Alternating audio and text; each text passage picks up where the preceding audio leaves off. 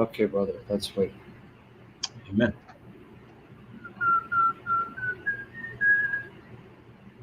Don't cry for you, Argentina. Ah, ah, ah, ah, ah, ah. Come on, why is my computer not? Let's see. Oh my goodness. Hold on. Let's try this again. Okay, it looks like we're live. All right, folks. Guys, welcome. As you can see, I'm sitting in my favorite couch because, as you know, I got back problems. When I sit on a wooden chair, it kills me. Guys, we got Usama Dakdok. No introduction is necessary. So by the grace and mercy of our God and Savior, the Lord Jesus Christ, he's got as much time as he wants to make a case for war and violence in Islam. And Lord willing, I will bring him back again to do, is the Quran infallible? That topic, we had promised to do that. Lord Jesus willing, we're going to do it in the very near future. Is the Quran infallible? But I'm going to give him now the spotlight. Invite people. We want to see this go viral for the glory of Jesus. He's one of the leading scholars and experts on Islam. He's going to show you how violent, how bloodthirsty Muhammad and his God happens to be by the grace of Jesus. And guys, do pray for me. You know, yesterday is my birthday. Pray. All that cake and pizza is killing me. Pray in Jesus' name. I get back on track, tighten up on my eating, get healthier for the glory of Jesus, and be holier unto the Lord Jesus by the power of the Holy Spirit. Lord Jesus, bless this man and be glorified through him in Jesus' name. So, my brother, it's Amen. all you. Hey, Sam. Hello, everybody. It is my joy and my privilege to be with you in the next whatever minutes or hours the Lord will give us together as we will move on to another study to learn the truth about Islam. As you have seen this slide before, if the slide is open up there, the Straight Way of Grace Ministry. This is the logo of our ministry. The name comes from these two verses, Quran 1:5. Guide us to the straight way. This is the Muslims' prayer. They repeat that Quran chapter 1 17 times a day. That's if they only pray 5 times. And the answer for their prayer will not be ever heard unless we, the Christians, carry the answer, the words of our Lord and our Savior Jesus Christ, which he quoted to us in John 14:6 when he said, I am the way, the truth, and the life. No one comes to the Father except through me. This is a quick commercial here to warm up for our program. For the last 1400 years, Muslims worldwide have considered only one book to be the perfect, complete, and inspired word of Allah, the Quran. In fact, Muhammad claimed that his only miracle was the Quran itself. But is it a clear miracle of God, or is it just a confusing deception of man? Over and over, Allah states through his prophet in the Quran that the Quran is a clear book, a very clear revelation, easy to understand. But is this true? Can a Muslim or any reader who reads the Quran understand the truth about subject as the creation, the lives of the prophets, or even the life of Jesus? Scattered throughout the Quran, Muhammad records bits and pieces of information about famous biblical characters such as Adam, Abraham, Moses, David, Jonah, and even Noah. But this information is disconnected and fragmentary, contradicting the Bible and even contradicting itself. 10 years ago, the Lord put on my heart to write a book about exposing the lies and the errors of the Quran. But then we have faced another problem. All current English translations are corrupted. The English translators who translated the Quran to the English language hide many of the errors and the mistakes of the Quran from the English world. Then we spend several years to produce an accurate modern English translation of the Quran. And with that completed, we then begin production and have now finished our latest project, exposing the truth about the Quran. In this powerful new 2-volume set, you will discover one of the most thorough and comprehensive critiques of the Quran available in print. First, all of the references to important topics such as creation and the stories of the prophets scattered throughout the Quran are collected together into one place. Next, we examine the writings of the most respected Muslim scholars as they seek to understand these confusing and contradictory passages. Then, we demonstrate that Muslim scholars were forced to abandon the Quran and that they had to turn to the Bible for the true and authentic histories of these events in their futile attempt to reconcile the two. Finally, this comprehensive two-volume set proves that Muhammad contradicted the Bible and that the Quran repeatedly contradicts itself as it discusses these important issues. It's time for the West to know the truth about Islam, to know the truth about its so-called Prophet Muhammad. The Bible clearly teaches, my people are destroyed for lack of knowledge. We must know and expose the darkness, the dangers, and the deception of Islam, not only to protect ourselves, but to bring the truth of the gospel of Jesus Christ to all the Muslims whom we love. For ordering and more information, please visit thestraightway.org. Individual copy and case pricing is available. Well, this is our commercial about these two-volume books, and obviously we will be, Lord's willing, in the future, if Sam will have me again, we'll cover so many of these chapters in these books in a study. If Sam will sit next to me, not on the couch by himself, but next to me, where we can talk about these chapters of these stories one at a time, and we'll have fun with them. This is my beloved wife, this is my son, Caleb. Keep them both in your prayers. We have this radio broadcast on VCY America, 12:30 every day. You can listen to us there, and also Saturday night, where I love to have Brother Sam to come back and share with my audience some of his great teachings on different topics, the apologetics class, which I learn a lot from him myself. The subject for today, by the way, that's 9 o'clock Central Time on Saturdays, 9 to 11 Central Time, to be with us on this live radio broadcast. The subject for today, Lord's willing, is revealing the jihad and terrorism of Islam. Notice I said of Islam, the jihad of Islam, the terrorism of Islam. And I'm glad Sam picked up this topic for today, because we're still in the month of September to remember what took place in this country 19 years ago. That's when Muslim believers practiced Islam. When Muslim believers fulfill their duty before Allah to perform jihad to kill the infidel Americans. 2,977 people died on that day, because this is simply the fruit of Islam, the fruit fall from the tree of Islam, the teaching of Allah in the Quran and the commands of Muhammad in the Hadith. Let's start like a brand new study here.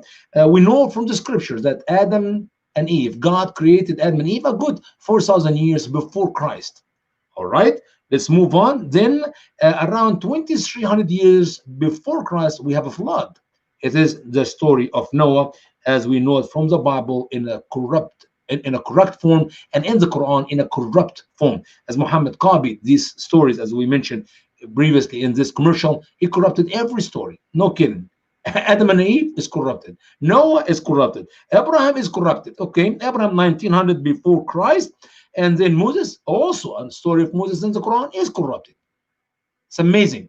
When we do these stories together in the future, Brother Sam and I will literally break the Quran for you to not just verses, but to words, to show you how much error in the Quran. There is not a beige in the Quran, my friends, where we do not find an error or two. No kidding. 6,000 verses of 6,000 of 400 pages in my English translation of 400-500 error. Every page have one or two. Anyway, King David was 1,000 years before Christ, and by the way, God spoke through all these prophets from the descendant of Adam all the way until Malachi, which was written roughly 400 years or so before Christ. All these different prophets came and talk about the coming of Christ. Christ came 2,000 years ago, and he fulfilled all the prophecies which were written about him in the Old Testament, and that's where we have the New Testament. Now, after Christ came, and he promised us that many false prophets will come after him. Here we go. One of these false prophets by name, as the name Muhammad, came 610 to claim to be a prophet. He was born 570 AD, a good 40 years before that year, 610. But at 610, Muhammad claimed to be a prophet. Now we ask the question, where Muhammad was born? We know when. He was born 570. But where? It is here in this circle, in the Saudi Arabia Peninsula. Let's get closer. Here we go. Muhammad was born in the city of Mecca, as Muslims claim. Now, I know there's new studies we've been hearing about for the last few years that Mecca did not exist, neither Muhammad in such time. But I'm teaching you what Muslims taught me in my 40 some years of being school in Egypt, college in Egypt, and even here as I continue to study and learn about Islam in America from Muslim sources, not from some Jewish or Christian sources. I never learned anything hardly about Islam except from Muslim sources, which make it uh, uh, more respect. I can tell you, Sam taught me, or Pastor so and so taught me, or my friend so taught me. That's wonderful. We can learn from one another. But when I teach anything about Islam, it's coming directly from their sources, from Muslim sources. So if anybody hear me today and he does not like what I say, I will never give you an apology. You can ask Allah, Muhammad, Muslim scholars to apologize to you, but myself, I have nothing to do with what I'm teaching. This is what comes directly from the Muslims. So in Mecca, 570 AD, Muhammad was born 3 years after his father died. Excuse me, what? Yes, you heard me right. Abdullah, the claimed father of Muhammad, the self-proclaimed prophet of Islam, died. 3 years later, Amna, the mother of Muhammad, had the privilege to birth Muhammad to this world. You can't be serious, brother. No, I'm not joking. Now, in Islam, there's miracles. Like in Christianity, we have miracles. You see, the virgin birth of Christ is a miracle. And we believe in it because the Bible prophesied, written scripture in the Old Testament. Isaiah told us a virgin will have a baby. A good 700 years before Christ came in the flesh. And we believe in it because the New Testament taught it. She said, how can I have a son when no man has touched me? And the angel thought, the Holy Spirit will cover you, and you will be pregnant by the power of the Holy Spirit, and your son will be the Son of God. Your son will be Yeshua, the Savior, who will save the world from their sins. He will come, he will live, he will die, he will be buried, and he rose again to save his people from their sins. This is the message of Christian. We believe it. That's a miracle, the virgin birth of Christ. Now in Islam, Muhammad was born 3 years after the death of his father, and you may consider it as a miracle, but it's not actually a miracle. You know why? Because in Islam in general, which is itself is a miracle, as you go even to the book of the Reliance of the Traveler, or if you go to some interpretations to specific verses of the Quran, any Muslim woman, only Muslim women, can be pregnant for 5 years. Some say 4, the Reliance of the Traveler said 4, okay? The book we can open in the future, we talk about that. But in general interpretation to the lesson of this of the womb, or the enlarge of the womb, what is the shortest time is 6 months for a mama to be pregnant and have a healthy baby, or the longest is up to 5 years. But in any way, that's not the topic for today. We can talk about the birth of Muhammad and the miracle pregnancy of 3 years of his mother in some other time. Muhammad was born 570 AD in the city of Mecca. Now he lived like everybody else in the family, worshiping what? I love it how Muslims in the West tell us that Muhammad was a holy, righteous man before he became a prophet. He must be perfect. He must be holy. Otherwise, Allah will not use him to be the last prophet or the last messenger, which, by the way, doesn't make any sense. You know, I will agree with him. I know nothing about Muhammad in the early 40 years. Maybe Muhammad was a very nice guy. He was loving, he was peaceful, he treated other people with respect, he liked everybody loved him. I know nothing about Muhammad during this 40 years, therefore I cannot tell you if what they're saying is wrong or true. Is they lying and tell me the truth? But what I know about Muhammad, what come after the age of 40, and that is the word of Allah in the Quran, and the saying of Muhammad in the hadith, the son of Muhammad, what Muhammad did after he claimed to be a prophet. And when you study that, you will know that Islam is a savage cult. That what Muslims claim about Muhammad before cannot be continuation of Muhammad's life. Maybe he was a nice guy. He did not lie before he was a prophet. But after he became a prophet, he lied, and he taught his Muslim believers to lie. He did not steal anybody before he became a prophet. But after he became a prophet, he was a professional thief. He led thousands of men to not only to steal, but to kill, to rob, and to steal. Okay? So I know nothing about Muhammad in the first 40 years, but I know what happened after the 40 years. Now, Muslims tell us that Muhammad went inside some cave to meditate. On what? I have no idea. Remember I said Muhammad was never a Jew. Muhammad was never a Christian. His family, idol worshippers. Quraysh, idol worshippers. He himself used to worship an idol which still exists today in Saudi Arabia, the black stone. Long story about the black stone. We'll cover some other time. But when you kiss it, you receive forgiveness of all your sin. All your sin. No kidding. Up to the time of kissing it. Now, if you do the Hajj, you have forgiveness of all your sin, past, present, and future. So he went to that cave to meditate. And inside the cave, he has this great experience, which is somebody is hugging him so tight from behind. And he hears this word, Iqra, read or recite. And Muhammad said, I'm not reading. 3 times this happened. And the 3rd time, when that person let him go, Muhammad ran all the way to his wife Khadija. She did this great test, which can be found online, the test of Khadija and the proof of Muhammad prophecy. In the end of the test, Khadija assured Muhammad that he's a prophet. Why? Because she told him, that spirit you met was not an evil spirit. That was an angel, a godly angel. Wow. An angel met with Muhammad inside the cave of Hira. Ghar Hira, the name of the cave is Hira. And now we know, ladies and gentlemen, boys and girls, that Muhammad is truly a prophet because he saw that angels. I got a good verse for our dear Muslim friends. And that good verse comes from 2 Corinthians chapter 11, verse 14. The Bible already told us about angels who meet with other people, but they're not godly angels. Listen to this. And no marvel, for Satan himself is transformed into an angel of light. Could this angel who met with Muhammad be Satan? Why not? You know what? From the fruit of the tree, we can judge the tree. Muslims can say whatever you want to say about Muhammad, Allah, the Quran, and Islam. Now, we're going to examine this today to see, is Satan, is the spirit or the angels who appeared to Muhammad in that cave, is he the one who sent Muhammad for the destruction of humanity? Okay, just remember that question. We'll continue. We'll get to it a little bit later. Once again, Muhammad continued to live in the city of Mecca, and he started teaching the beautiful verses of the Quran, the Mecca verses of the Quran, all the revelation which Muhammad claimed to receive from his angel while he's living in the city of Mecca. We call it Mecca verses. Wow.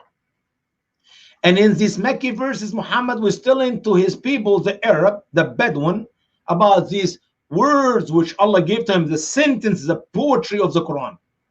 And thousands of the Bedouins, the Arab, believed in Muhammad. No, not really. Well, maybe give him a couple years or so. No, how about 5 years? How about 7, 10 years, 13 years? Muhammad preached in Mecca the sermons of, or recites the verses of the Quran, and he was ministering to his own people in the city of Mecca for 13 years.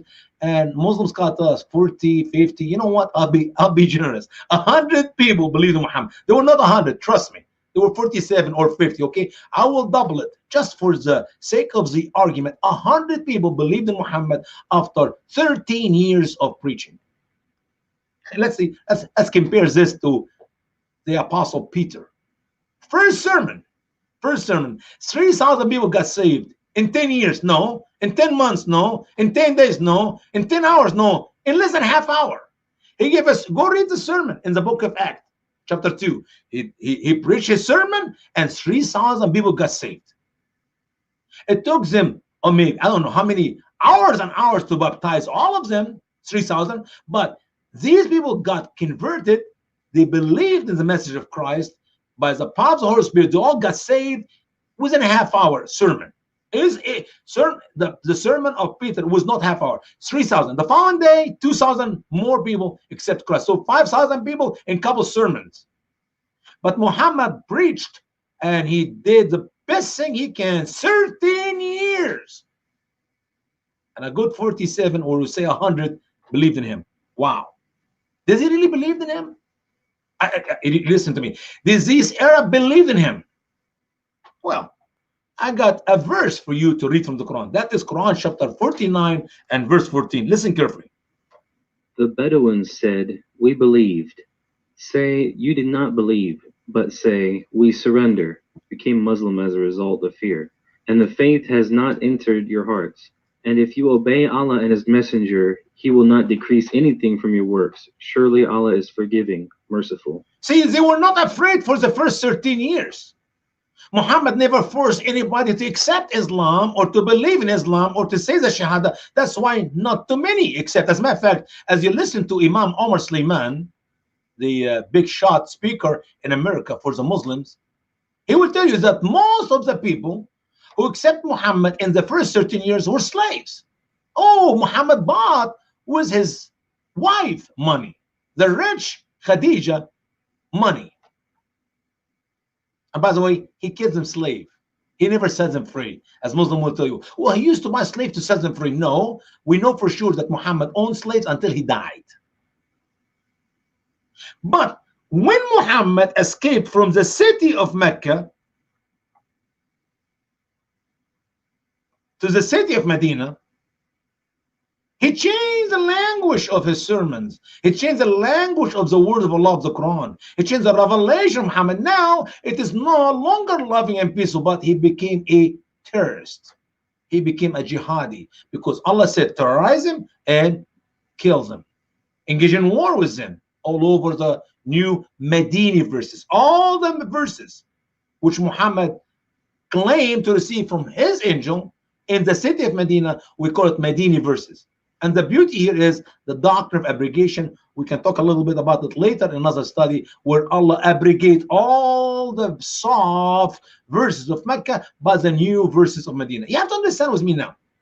The Muslim people who escaped from Mecca to Medina, it's a good 210 miles north of Mecca, the city of Medina. Actually, it was not Medina, it was Yathrib, a Jewish community, a Jewish city by the name Yathrib.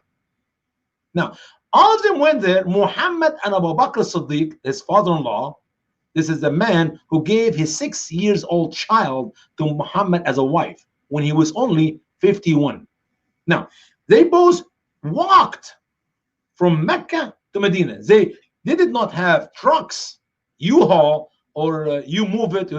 They literally have nothing on them. Muhammad and Abu Bakr escaped. The last two people escaped from Mecca to Medina. And guess what? Within few years, Muhammad did not own a house in the city of Yathrib, or maybe got a lot, 5 acres or 10 acres. No. Muhammad owns the entire city of Yathrib, and he has the privilege to call it Medina. Hello? He did not work that hard in 2 or 3 years to have the money to buy the city. He took the city by the new verses of Allah in the Quran, which taught him to be a thief. But he's not stealing just a few camels. He steals the whole city. Muhammad became so strong that he have now hundreds, and the hundreds become thousands. And that's why Allah said in the Quran, don't say we believe. These bad ones who were forced to accept Islam, not because they believe in it, because they have no other option. See, the idea is that people, Arab in Muhammad days, believe in Islam is a joke. You believe in what? You believe in a child molester? A pedophilia? Nobody with logic or common sense, especially all the Jews and all the people who live in Mecca or Medina, none of them will ever believe in Muhammad to be a prophet. The chance for them to believe is they have to be out of their head. They know the man very well. Reason number 2, why Muslims leave Islam in the year 2020 is because they read the Quran. And because they know Muhammad. Here's the 2 reasons. They know about Muhammad, they leave Islam. They read the Quran, they leave Islam. Can you imagine? How can people believe in Islam when they live with Muhammad, know Muhammad, and they can hear the Quran and every error he have in the Quran and all the hatred and the savage teaching of Allah in the Quran? So obviously there's no such thing as belief. The bad one said, we believe. Allah answered, said, do not say we believe, but say we surrender. Aslamna, become Muslims, surrender. Why is that? Because they're afraid of Muhammad. And how do we know for sure they did not believe? He said, Allah said, and faith has not entered your heart. If you don't have faith in your heart, trust me, you're not a believer. All right?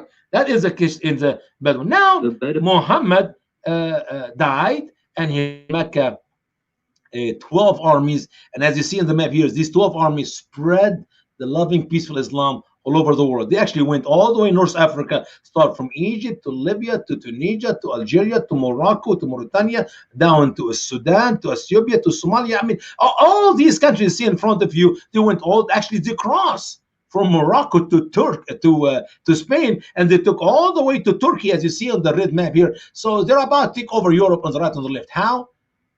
By translating the holy word of Allah in the Quran to all these languages. Remember the 3,000 who got saved in Peter's sermon? They heard the message in their own language, in their own dialect. So they did not become a Christian because somebody made up a story. They heard the message. They believed the message. Now, how did these people here in this map, this red map, become Muslims? Oh, they were forced by the edge of the sword. They were terrorized. I can talk about my own people in Egypt, where the Muslims came to Egypt in that 100 years, as you see this map grew up in 100 years. They killed in these 100 years 4 million Christian Copts, my ancestors. And when a Muslim kill an Egyptian man, the wife and the daughter is his. This is the spoils of war. That's how Egypt changed from a Christian country to a Muslim country, just by killing the Christian men and inheriting the Egyptian Christian women and daughters. And what happened in Egypt happened everywhere else. Now, you may think I'm just making this up. I'm going to prove to you the point in a minute. Now, all the Medini chapters came to abrogate the Mecca chapters, and sadly, the American people do not know neither the Mecca chapters or the Medini chapters. We do not know the Quran. Have we known what is written in the Quran, there will not be Muslims in America today. And you know why Muslims will take over America? Because the American people are not interested to learn about Islam, the Mecca verses and the Medini verses, the entire story of Islam in the book of the Quran. Now, people always tell me, Brother Usama, you cannot paint Muslims, all Muslims, with a big white brush. Well, guess what I used to do for a living? I used to be a painter. I literally painted commercial and residential business all over Florida. All right. I know how to paint, how to use a small brush, how to use a big brush, bigger brush. I know how to spray. I know how to roll. But when it comes to Islam, you don't need any of these tools. Why? To understand Islam, you just open the 5-gallon bucket red and dump it. That is Islam. Just read the Quran. You find out there's nothing so difficult or hard for us to know Islam. Islam speaks for itself. And if you study a little bit about the history of Islam, the last 1400 years, for sure you will know Islam very well. Now, maybe you said you're not interested to learn about Islam in the last 1400 years. How about study what happened in America 19 years ago, September 11, and what took place in planet Earth in the last 19 years? We're talking about thousands and thousands of cases of terrorization, the practice of Islam. I don't want you to study and learn about all the fruits which fall from the tree of Islam in the last 1400 years. You're going to get old before you study it. How about just the last 19 years? From September 11 until today. Can you do that? Okay, forget about last 19 years. How about from now on, starting from tonight, for the next few weeks, go online and search what Muslims are doing in the world. You get the same picture. The summary of the history of Islam, my dear friends, in one sentence, it is a gushing river of blood. And it will never stop. That blood will never stop until Christ comes back. I know this for a fact. All right? So, what do you call, Brother Usama, the good neighbors, the good Muslim neighbors we have, the good Muslim doctors, the good Muslim policemen, the good Muslim who serve in our military right now to protect America, the good Muslims there and the good Muslim that. I said, you know what? I got a very good verse for you to read. Quran chapter 3 verse 28, because I believe personally that Muslims are two, deceived and deceiver. There are plenty of Muslims who may think that Islam is a loving and a peaceful religion because they do not know Islam. And those people, when they open the Quran, and those people, when they study about the life of Muhammad, they leave Islam. Sadly, many of them are becoming atheists. We need to reach out to them with the gospel of Jesus Christ so they can get saved. Because, as I just said, 2 weeks ago, I was invited to speak on another TV broadcast, and there are Muslims who left Islam and they're atheists. And I said, when you die as an atheist, guess what? You're going to go to the same hell number one, because there is no hell number two, and you will spend eternity with your Muhammad, whom you rejected in this world. So we don't want to see Muslims leave Islam and become atheists, because they are going to die and go in the same place where Muhammad is, eternity in hell. We want them to leave Islam and become a Christian, get saved, so they can spend eternity with us in heaven. These are the deceived Muslims. How about the deceiver? The deceiver Muslims, they know Islam very well, and they practice what we call taqiyya. What is taqiyya? Quran chapter 3, verse 28. Here's the word of Allah. Believers, do not take the infidels for friends rather than the believers. And whoever does this, so he has nothing to do with Allah, except that you should guard yourself from them cautiously.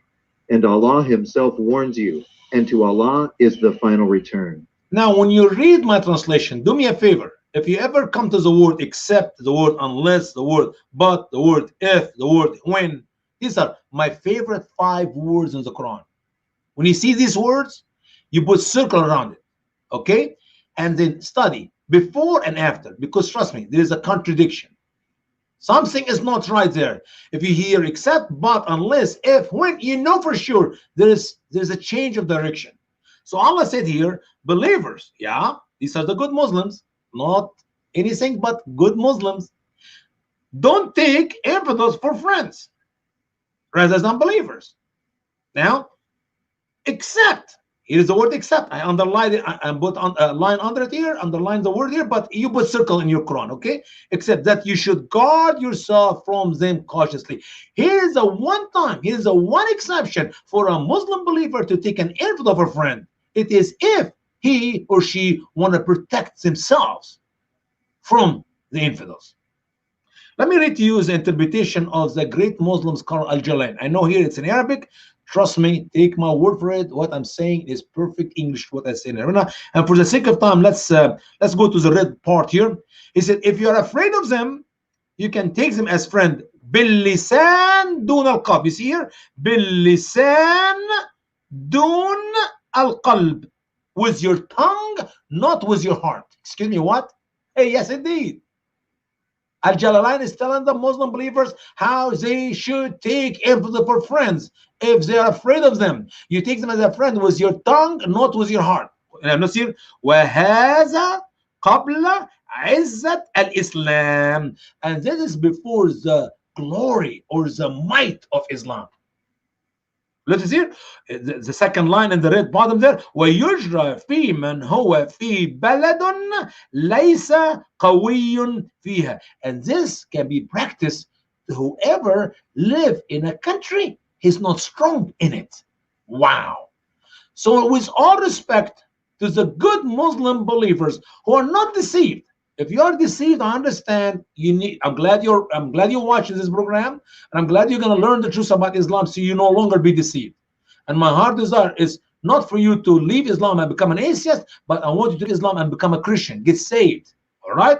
Now, other Muslims who are wonderful Muslims in the West, the loving, peaceful one, who are deceiver, they are taking us as infidels, as friends, only because they're afraid of us, and they take us as friends with their tongue, not with their hearts, waiting for the right time, and the knife will be in your back. Now, those Muslims are allowed to practice that friendship, temporary friendship, only when they are small in a country, when they're not strong in a country, when they're weak in a country. Like who? Like Muslim at USA. Let's move on. Let's move on. 4735, Quran 4735. We're now talking about don't paint all the Muslims with a big white brush and tell you Islam does not need a brush. Just dump the bucket. Okay? You found blood, it is Islam. Now, Allah said here, so do not be weak and do not call for peace when you have the upper hand. Here is the word when. I told you. When is very important. Put a circle around it. When. And guess what? Here is the interpretation of the great Muslim scholar Ibn Kathir. He said, do not be weak of fighting the enemy. Do not call them to peace. Do not have muhadara, like temporary stopping the fight. You know, temporary cease of fighting, temporary. Like right now, when Muslims do not have enough bomb or rocket to send on Israel from Gaza, they always have peace temporary until when you have enough rockets, then they continue launch or to send the rocket on Israel. Hopefully they kill some little children or some women or some Jew to terrorize them. That's exactly okay. So do not have the cease of fighting. Do not stop the engagement in war between you and the infidels. Where في حالة قوتكم وكثرة عددكم وعدتكم. In the case when you're strong, when you have enough weapon and you have enough people. Wow. When Muslims are strong in the land, enough people, enough swords and spears and enough whatever weaponry they use in Muhammad days, they don't stop fighting the infidels. Now, what if the infidel أي في حالة علوكم على عدوكم فأما, that's in the case of you are above your enemy, stronger than your enemy. Listen to this. What if the infidel have strength and large number, he meant, of weapon of people. إذا كان الكفار فيهم قوة وكثرة. If the American are stronger, they have more weapons, they have more soldiers, they have more, you cannot fight them. Oh, you do exactly as the messenger of Allah, Rasulullah, did. فعل when he have a problem with the emperor of Quraysh in the city of Mecca. They call him to reconciliation. He accepted, and the war between them and him for 10 years, and he accepted the deal. Muhammad made a peaceful covenant with the infidels of Quraysh. 10 years. Wow. Did Muhammad really keep that covenant of peace with the infidels of Quraysh for these 10 years? Of course not. Why? Because if you go to Quran chapter 9, verse 1, Allah said innocent. What is innocent? Allah and his messenger are innocent from what? From the covenant which Muhammad made with the infidels of Quraysh. Well, I thought Muhammad made a peace covenant for 10 years. Kiss it goodbye. Muhammad does not need a peaceful covenant. Why? Because now he has 10,000 soldiers. He's strong. He has the upper hand. He have enough soldiers. He have enough weaponries, the spears and the sword and the arrows, whatever they needed to wipe out the people of Quraysh. That's why Allah ended. He is no longer have any obligation to keep that peaceful covenant with the infidel of Quraysh, but he was good. He lets them have 4 months to run for their life. Okay, run for your life, man. If I catch you, I'll kill you, and I take your wives and your daughters and everything you got. So, and there's a long story about that verse 9:5, the verse of the sword. We can talk about it later. But here's a fact now. Why people believe that there is loving peaceful and there is a Muslim peaceful and people, and in the same time there is radical Muslims, there is extreme Muslims, there is fundamental Muslims. Why do people in America 19 years later after September 11 believes that Islam is a loving and a peaceful religion? You know why? Here it is. Joseph Goebbels gave us the answer. If you tell a lie big enough and keep repeating it, people will eventually come to believe it. The truth is the mortal enemy of the lie. Yes, indeed. It's been 19 years since September 11, my dear friends, and all what the American people heard from our politicians, from our media, from every Muslim who is Muslim jihadi who wears suits and ties in America. All what you heard: Islam is love, Islam is peace, Islam is love, and Islam is peace. Oh, these were the radicals, these were the extremists, these were the fundamental. But Islam itself is love, Islam itself is peace. You may think I'm just making this up. Some of you are going to be shocked because I'm going to take you to the words of Mr. George W. Bush. No kidding. 4 days, or actually 4 or 5 days, I'm not sure yet, 4 or 5 days, when he went to this mosque in Washington, D.C., and he met with the loving Muslim, peaceful Muslims, moderate Muslims of America. No, actually, he met with the top leaders of the Muslim Brotherhood of America. I cannot imagine.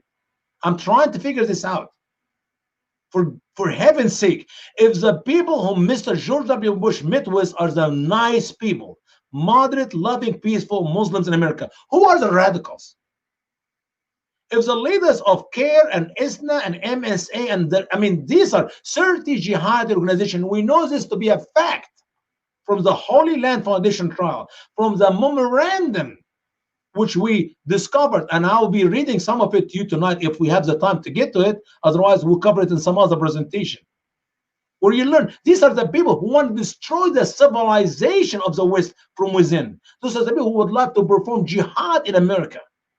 And Mr. George W. Bush calls them peaceful, loving people. And you call Islam a loving and a peaceful religion. But is this true? Is this true? Here we go. First of all, let's learn about, do Muslims really lie? Do Muslims really lie? Because to be honest with you, if you cannot prove to me from the teaching of the Quran that the true Muslim believers lie, then I'm sorry. Maybe all of I'm telling you is not true, because if the Quran teaches a Muslim not to lie, and I'm telling you they're lying, that means I'm not telling the truth, and everything else I'm going to be saying from now on is a lie. No. Here we go. It is lawful in Islam to deny your faith. Are you kidding me, brother Usama? No. Allah's word teaches that. Listen carefully. Listen carefully. Whoever becomes an infidel in Allah after he believed, except one who was compelled and his heart is secure in faith, but whoever opens his chest to the infidelity, the wrath of Allah will be on them, and they will have great torment. So there's a word except again here. I have it underlined here. Here is the word except. In Islam, you cannot deny Islam. In Islam, you cannot leave Islam. As a matter of fact, from the teaching of Sharia, the word of Allah in the Quran, and the command of Muhammad in the Hadith, if a Muslim man or a woman leave Islam with their free will, they must be put to death. فَلْيَمُتْ وَهُوَ كَافِرٌ. Allah said he must be put to death as an infidel. So that is Sharia, that is Quran, that is the saying of Muhammad. The blood of the Muslims cannot be shed except in 3 cases: murder, adultery, apostating from Islam. You leave Islam, you're dead. But here Allah gave Muslim permission, exception. Here's exception here, except, okay? If you are compelled, if you are living in a foreign country and the people there don't like the Muslims, you don't say my name is Muhammad. Your name is Mo, man, Mo or Ed. You know how many Muslims I met in America after September 11, and I say my name is Usama, and they immediately thought I'm a Muslim because it's a strong Arab name. It means the lion. And I said, what's your name? He said, my name is Ed. I said, how you spell Ed? M-O-H-M-M-E-D. I said, you mean Muhammad? Or my name is Mo. It's a joke. My name is Lee. His name is Ali. Why he call it Lee? Because they're afraid. Afraid of what? Because they're Muslims. What's wrong with Islam? I thought Islam is a loving, peaceful religion. No, they know Islam is not a loving, peaceful religion. And the best way to blend in the society, change of a name from Muhammad to Ed. Okay? All right. So you can deny you're a Muslim, and that is accepted by Allah, as long as your heart is secure in faith. That man who denied Muhammad, and they caught him and they brought him before Muhammad, and Muhammad looked at him, he was crying because he knows Muhammad is going to kill him. And Muhammad said, no, this man, his heart is full of faith. His heart is full of belief. He said, if you go back to the infidels and they try to hurt you, that's why he denied Muhammad in the first place. It's okay, you can deny me again. Excuse me, what? Yes, indeed. Now in Christianity, we do not deny Jesus. And if we deny Jesus before men, Jesus will deny us before his angels. Jesus will deny us before the Father. You cannot do that. That's why hundreds of thousands, but say millions of Christians were killed. You know why? Because they refused to deny Jesus. And that's why Muslims beheaded them and Muslims killed them. This is the reality of how Islam spread all over the world. It would be easy for the Coptic of Egypt to say the Shahada, and just words you say it, who cares? And they will save their life. No, the Christians of Egypt refused to deny Jesus Christ, and they refused to accept Muhammad the Prophet. That's why they were killed. And from that day until today, millions of Christians worldwide have been killed by the hand of the Muslims because they refused to deny Jesus. That is concerning denying your faith. Muslim can lie about being a Muslim. How about Muslims, American Muslims or Muslim Americans? Whoa. There is no such a thing as Muslim Americans or American Muslims. That's an oxymoron title. Well, brother Usama, they swear They raise their right hand and they give allegiance. I pledge allegiance to the flag of the United States of America and to the republic, which is, well, that means nothing. What do you mean means nothing? You see, Allah in Quran chapter 2 and verse 225 told the Muslims, you can swear, you can give allegiance, you can pretend to be an American, but Allah will hold you responsible for what your heart meant. Here it is, the word of Allah, Quran chapter 2 and verse 225. Allah will not hold you responsible for your mere utterance in an oath, but He will hold you responsible for that which your hearts gained. And Allah is forgiving, forbearing. Did you mean it? When you raise your right hand and gives allegiance to the dumb Americans to make them believe you're now an American citizen, did you mean it? If you didn't mean it, it's okay. I can put my hands on a stack of Qurans, not just Bibles, Qurans, as a Muslim, and I will swear to tell the truth, but if I don't mean it in my heart, it means nothing. Remember Faisal Shahzad, the guy who's trying to put the biggest New York bomb in New York Square, the biggest bomb, and he stood up before the judge lady and she asked him, did you just became citizen last year? He said, yes, I did. Did you give us allegiance last year? He said, yes, I said it, but I did not mean it. Believe it or not, my friends, that statement is still available online right now. Look for Faisal Shahzad and the statement, I did not mean it.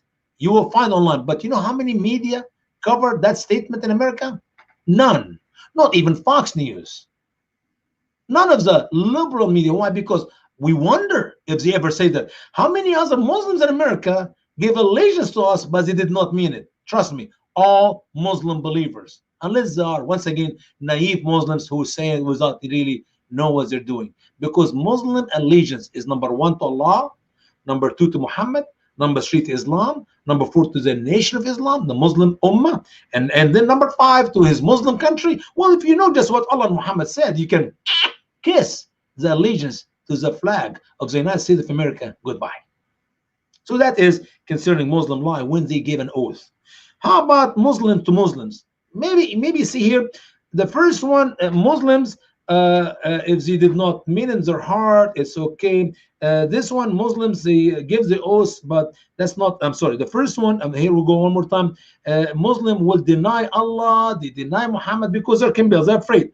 Now this one, Allah Muslim are literally, they did not mean in their heart. How about Muslim to Muslims? Will Muslims allow to lie to other Muslims?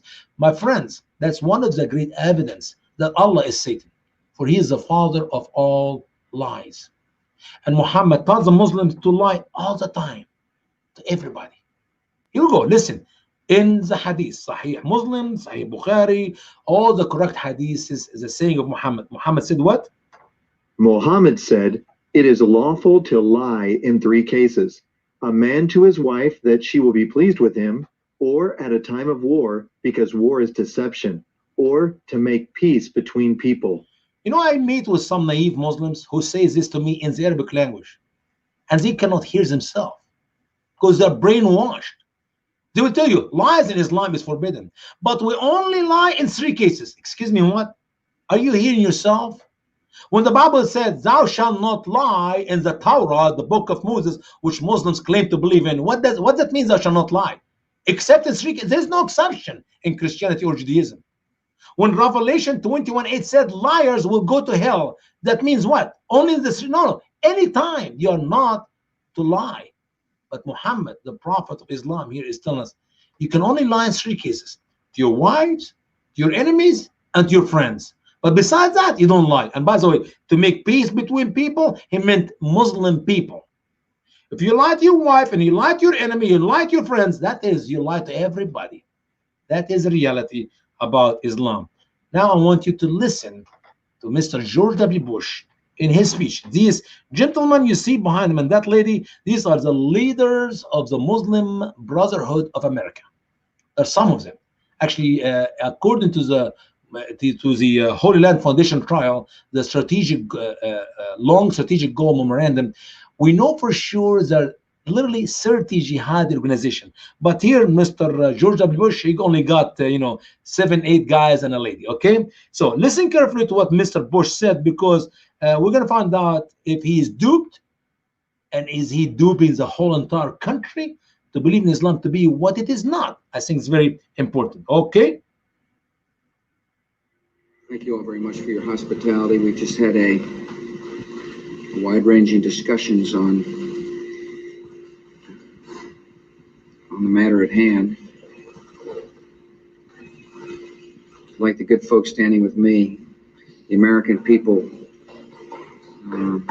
were appalled and outraged at last Tuesday's attacks, and so were Muslims all across the world.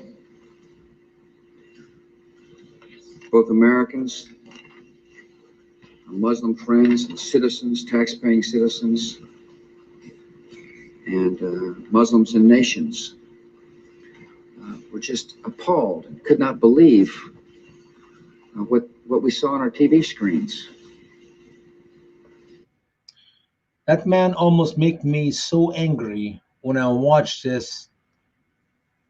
And my wife, she told me, calm down, Usama. You're going to have a heart attack. You're going to have a stroke. I said, I wish I can go inside the television by my boss hand to grab him from his neck and say, why do you lie to the American people? These folks around you are not good Muslim people. These are Muslim jihad organizations. You see this guy behind me here? See this guy here? That's Nahad Awad.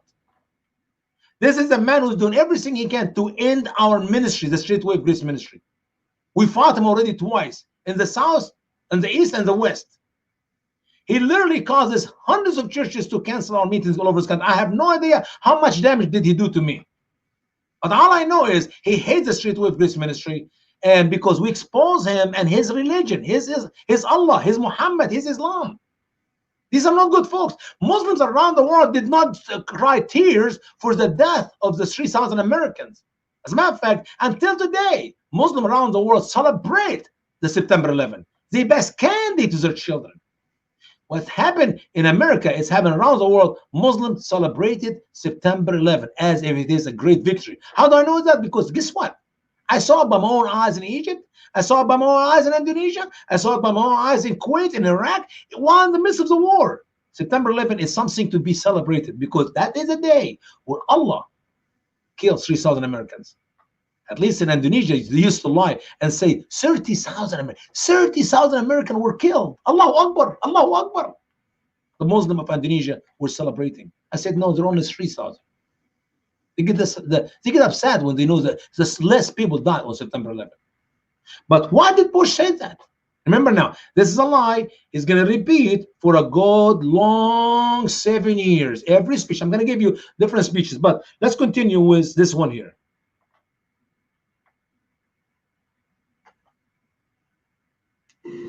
These acts of violence against innocents violate the fundamental tenets of the Islamic faith.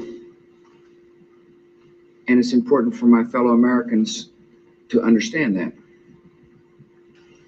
The English translation is not as eloquent as the original Arabic, but let me quote from the Quran itself. In the long run, evil in the extreme will be the end of those who do evil.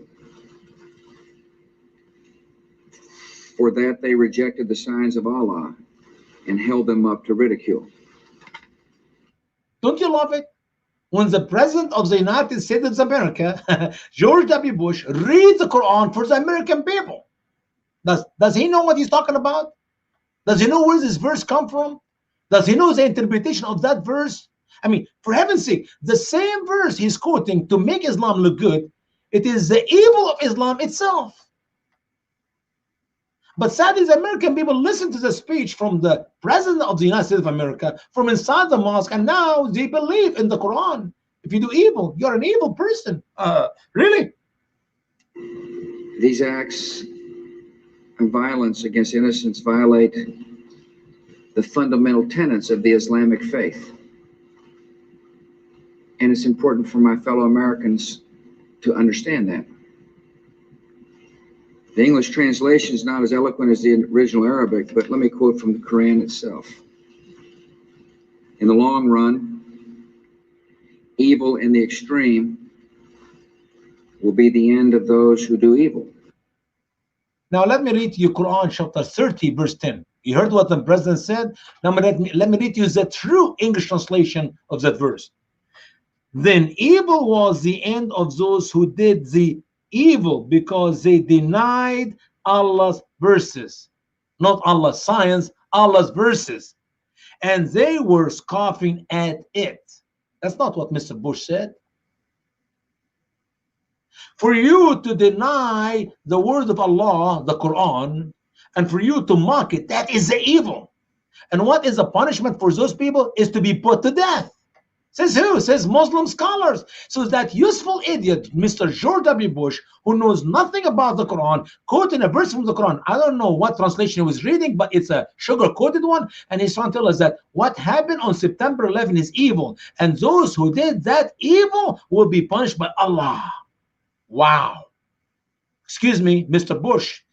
You should never read a verse from the Quran before you to talk to somebody like me. Maybe Brother Sam, somebody to explain to you the verses you're reading, sir. It teaches the opposite message. For you and I not to accept the teaching of Allah in the Quran, the words of Allah in the Quran, and for you and I to mock the verse of Allah in the Quran, that is evil, and the punishment of it is death.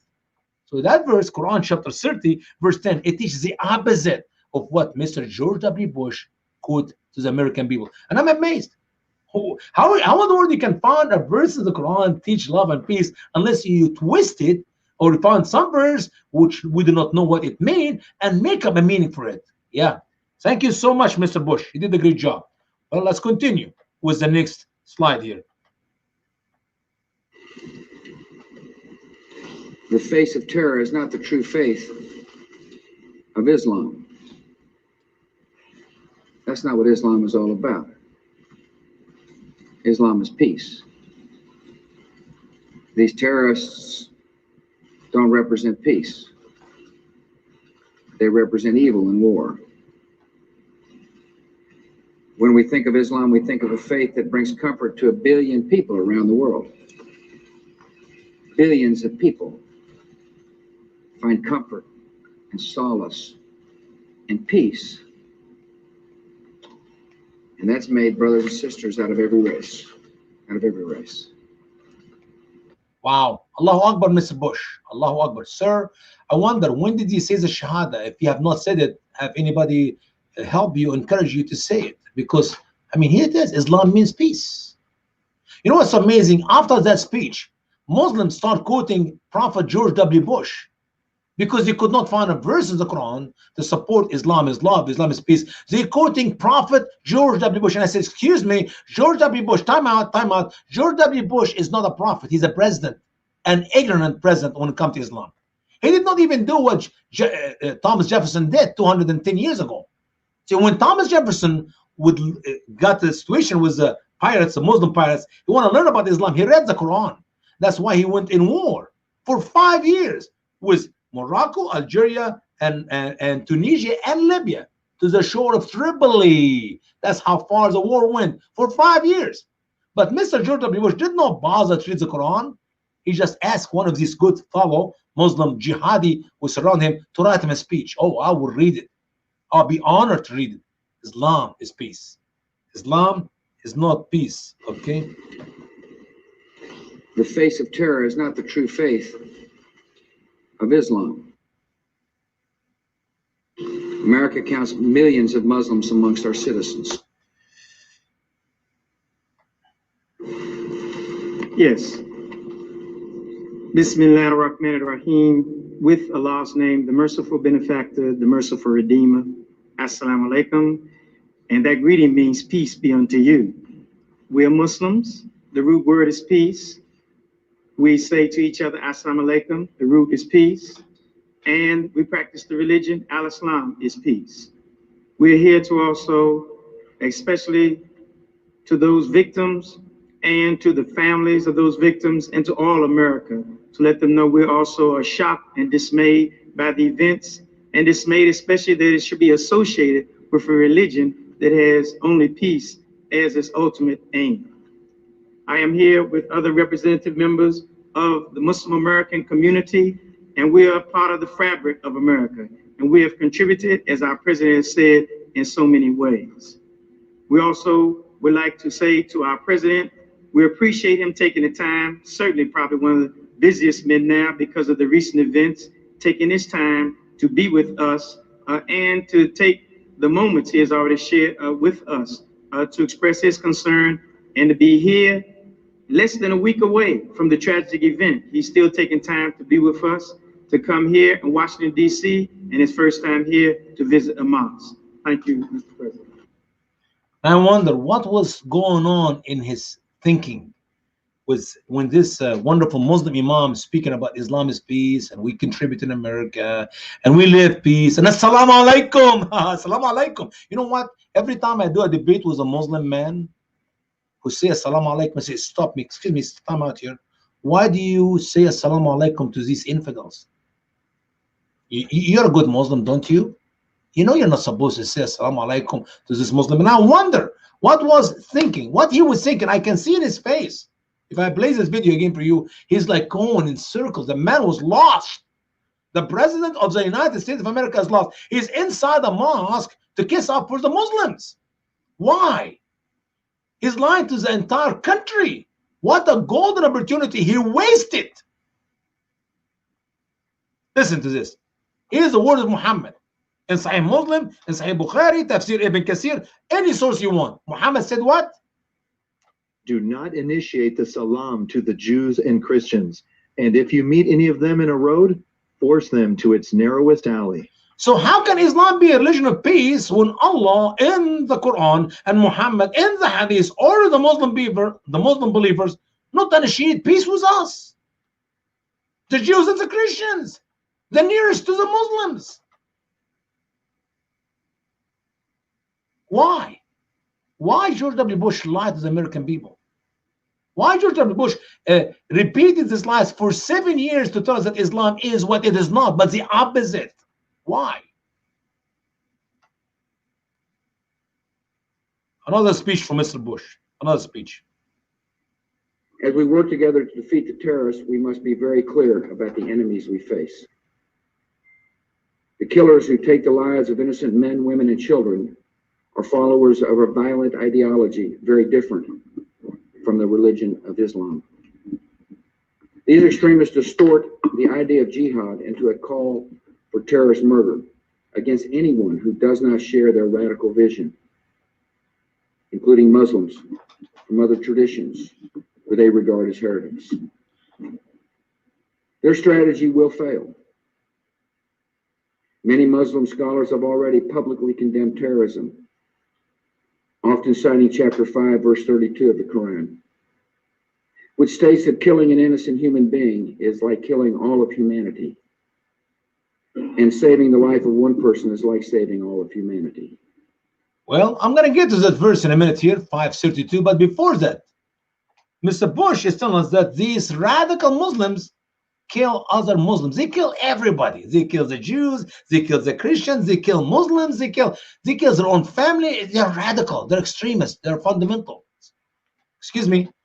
Muslim believers, sir, if it is Al-Qaeda or Fatah or Hezbollah or Hamas or Ikhwan or Boko Haram or Al-Shabaab or whatever organization you want to look in the world, never killed a Muslim believer. They don't kill Muslim believers. They kill the hypocrites. Now, when maybe one of you ask me, who are the hypocrites? Here, for example, here, you see these people, ISIS, when they used to dig shallow graves and they put all the people there. These are Yazidis. These are, this is called Ghazwat Asad al-Rahman al-Bilawi, man. Here they were killing lots of people, including Muslims. But these are not Muslims. These are literally hypocrites, Muslims who are hypocrites.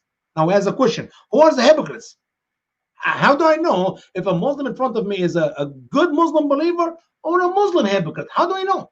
That's very simple.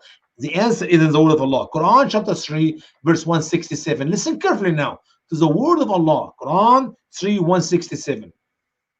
and that he might know the hypocrites. And it was said to them, come engage in war for the sake of Allah, or contribute. They said, if we knew how to engage in war, we would have followed you. They are closer on that day to infidelity than to faith. They say with their mouths what is not in their hearts, and Allah knows best what they hide. Huh? Who are the hypocrite, Allah? He said, one of the two. Those who refuse to perform jihad, those who refuse to go engage in war, or those who refuse to contribute financially to those who are willing to go and kill. It's very simple. He, Allah, might know the hypocrite. And it was said to them, come engage in war or contribute. They said, oh, if we know how to engage in war, we would have fight with you. Allah said, no. They are closer on that day, the days you refuse to engage in war with the Muslims, to kill some a bunch of infidels, Jews or Christians or others, or if they refuse to financially give money to support the Muslims, they are in that day they're closer to infidelity than to peace. They're more of an infidel than a believer. So if you meet a Muslim man or woman, ask them, are you a hypocrite or are you a good Muslim? Or I'm a good Muslim. So do you kill infidels? No. Do you support them financially? No. I'm talking about support the jihadi, those who kill the infidels. No. Then I'm sorry, you're not a good Muslim. You're a hypocrite. All right? So what is the punishment for the hypocrites? It's very simple. You go to Quran chapter 9 and verse 73. Here is the word of Allah. O you prophet, perform jihad against the infidels and the hypocrites, and be harsh with them, and their abode will be hell, and evil is the destination. So what Muhammad was supposed to do to these Muslims who do not want to fight in war with him to help him out, or they don't want to support him financially, should he hug him? Should he kiss him? Should he give him another chance? No. He was ordered by Allah to perform jihad against them, like the infidels, to be harsh with them. And not only he will be harsh with them in war and jihad, Allah Almighty himself will send them to eternity in hell. Every Muslim believer, according to the teaching of the Quran, who will not engage in war with Muhammad to kill the infidels, will spend eternity in hell. We got plenty of verses in the Quran to prove that. Now, let's go to the verse which Mr. George W. Bush used in that speech. He quoted Quran 5:32, and what he said, let me remind you, Mr. George W. Bush said, if you kill an innocent person, it's like killing all humanity. And if you save the life of one person, it's like saves the life of all humanity. Wow. I almost fell in love with Islam when I heard Mr. George W. Bush, the President of the United States of America, quotes the Quran. And you know what? He quotes the Quran more than Obama. And nobody make a big deal about it. I made a big deal about it. In his 7 years, I made a big deal about it. Because he was ignorant, he was fool, he hurt this country. I believe, and hear me carefully now, Mr. George W. Bush hurt America more than the 19 hijackers who killed 3,000 Americans. You know why? Because George W. Bush gave this country to the Muslims. While he was involved in two wars in Iraq and Afghanistan, he brought the Muslims to America in the hundreds of thousands. That's why he is the only Republican president who have more Muslims vote for him in the second term than anybody else will come in the Republican Party now. Like for now, no Muslim in America will be voting for Mr. Donald Trump. Not one Muslim. Even those who run as Republicans who are going to win, guess what? They're going to run as a Muslim running for office, a Republican. They will not vote for Mr. Donald Trump. Sound like crazy. I can talk about it later some other time. But here's the word of Allah. For this reason, we inscribed for the children of Israel that he who kills a soul without a soul or vandalizes on the earth, so it will be only as though he had killed all the people, and that he who gives it a life, it will be as though he had given life to all the people. What this verse is talking about? Who is speaking to who now? Allah is speaking to Muhammad concerning the Jews, the children of Israel. That is what Allah prescribed in the Torah, in Moses' writing. If you kill one person, it's like kill lots of people. And by the way, the word dima, plural for them, singular blood, it is an error in the translation, and it's a big boo-boo, Muhammad, for it. It's not the time for it to talk about to get in details about that verse 5:32. But for now, Allah is telling here to Muhammad about Moses, about the children of Israel. This is the Jewish law. This is the Jewish writing. Have nothing to do with Muslims. If you kill one person, you kill lots of people. You save the life of one person, you save the life of lots of people. That is concerning the Jews, the children of Israel. How about the Muhammadans? The following verse, 5:33. It's like, let me explain to you in another way. If I tell you, if I go right now to Jesus' teaching in the Bible, and you hear this, you have heard Jesus said, love your neighbor, hate your enemy. And I stop there. What do we learn, boys and girls, ladies and gentlemen, from Jesus' teaching? Oh, Brother Usama, we learn we only love our neighbors and we hate our enemy. Jesus said, no, no, no, no, no. Finish the sentence. Finish the teaching of Jesus. Don't take a verse out of context and make a new doctrine. No, Jesus said, you have heard, love your neighbors, hate your enemy. But I say to you, love your enemies. Bless those who curse you.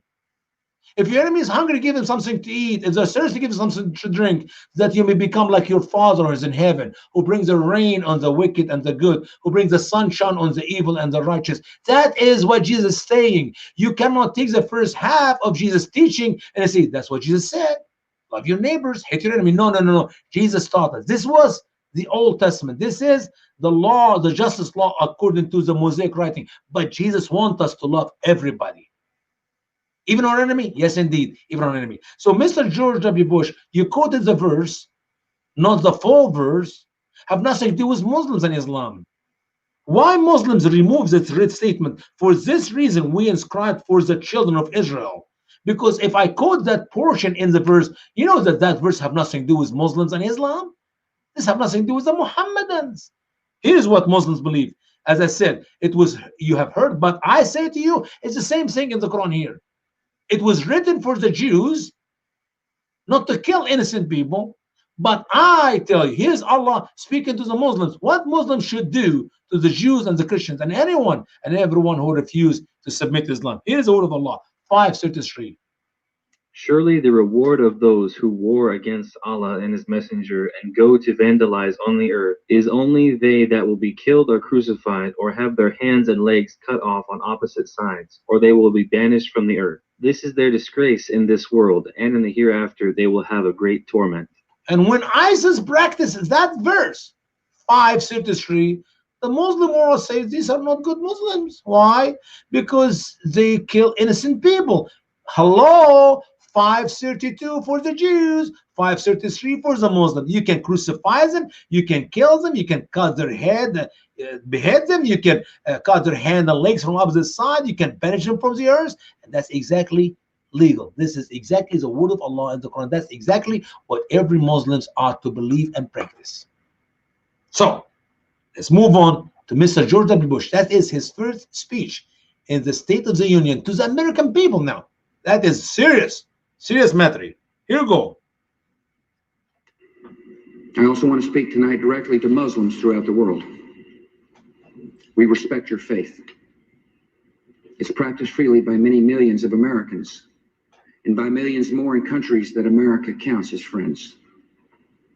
Its teachings are good and peaceful, and those who commit evil in the name of Allah blaspheme the name of Allah. The terrorists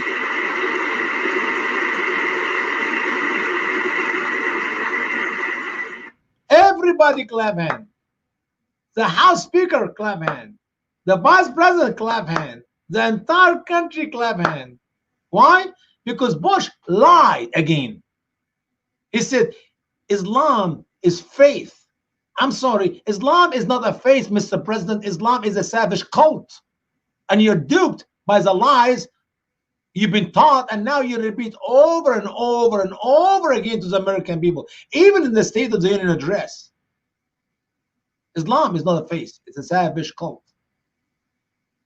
And those who commit evil in the name of Allah, blaspheme Allah, that is a stupidity, because when you commit evil in the name of Allah, you are honoring and obeying and praising Allah, the God of this world, the devil, Satan himself. See, Mr. George W. Bush got it wrong for 7 years. And I wonder, how in the world did we end with Barack Hussein Obama as a president? he literally prepares a way for him. Have Mr. George W. Bush told the truth to the American people about the savage cult of Islam? According to the word of Allah in the Quran and the teaching of Muhammad in the Hadith, we will never have seen a Muslim president or a Muslim senator or a Muslim congressman or congresswoman or a Muslim mayor or a Muslim anything. He, Mr. Bush, destroyed America in a greater level than the 19 hijackers who killed 3,000. You know why? Because in the near future, millions of Americans will be killed by the hand of the Muslims whom Mr. George W. Bush welcomed to America. After all, Islam is love, Islam is peace. Here we go. He said the teaching of Islam, Mr. George W. Bush, we just heard him by our own ears, is peaceful. That we respect your religion, he said. You respect a cult which teach that Christians are infidels. Here we go, 572. Infidels indeed are those who said, surely Allah is the Christ, son of Mary. That's every Christian, Mr. President. I am an infidel because I believe Jesus Christ, son of Virgin Mary, is God Almighty who came in the flesh. And you respect that, Mr. Bush? You really respect that religion which teach that you're an infidel? Wonderful. How about we move on to the next verse, 573. Infidels indeed are those who said, surely Allah is the third of three. And I know Muhammad got it wrong. He talking about the Father and the Mother and the Son. But in reality, if you tell the Muslims today that we Christians believe in triune God, Father, Son, Holy Spirit, you know what you are? You're an infidel, sir. You're an infidel, madam. You're an infidel, my dear friends. All of us are infidels because we believe in the triune God. And Mr. George W. Bush told us in the State of the Union address that he respects that religion, the peaceful, loving religion. Well, guess what? The same Quran which taught the Muslims that Christians are infidels, it is the same Quran who taught the Muslims to do what? So, when you meet those who became infidels, so strike the necks until you have made a great slaughter among them. Hello, Mr. George W. Bush. The beheading of infidels, the Christians who believe that Jesus is God or believe in the Father, Son, Holy Spirit, is Islam, sir. I don't know how peaceful Islam can be than that. See, this is a problem. The lies of Mr. George W. Bush and the lies of the media in these 7 years and the lies of Mr. Barack Hussein Obama and all those who've been lying all over the world about how savage Islam is by telling us Islam is love, Islam is peace, Islam is love, Islam is peace. Did I mention to you Islam is peace and Islam is love? And it is peace and love and peace. Therefore, we have no problem with Muslims to come to take over America. Swear on the Quran for office. The same Quran which teach to behead me because I'm an infidel. Who should I believe, Mr. Bush? You or Allah and his words in the Quran? Quran 2:16. War is decreed to you, and it is hated by you. And perhaps you may hate something, and it is good for you. And perhaps you love something, and it is evil for you. And Allah knows, and you do not know. You know, my dear friends, from that verse, I know that Muslim people are more decent than Allah and Muhammad. They hate to kill the Christians and the Jews. They hate to kill their tribal people. They hate to kill their neighbors. But Allah said, hey, war is decreed to you.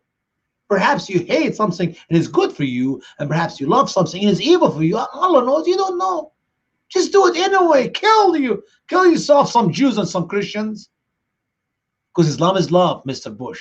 Islam is peace. You know how many verses we have in the Quran, my dear friends, who have the same language about war, W-A-R. If you download my Quran as an ebook, just search for the word war. In the right corner there, put the word war, W-A-R, and do a click.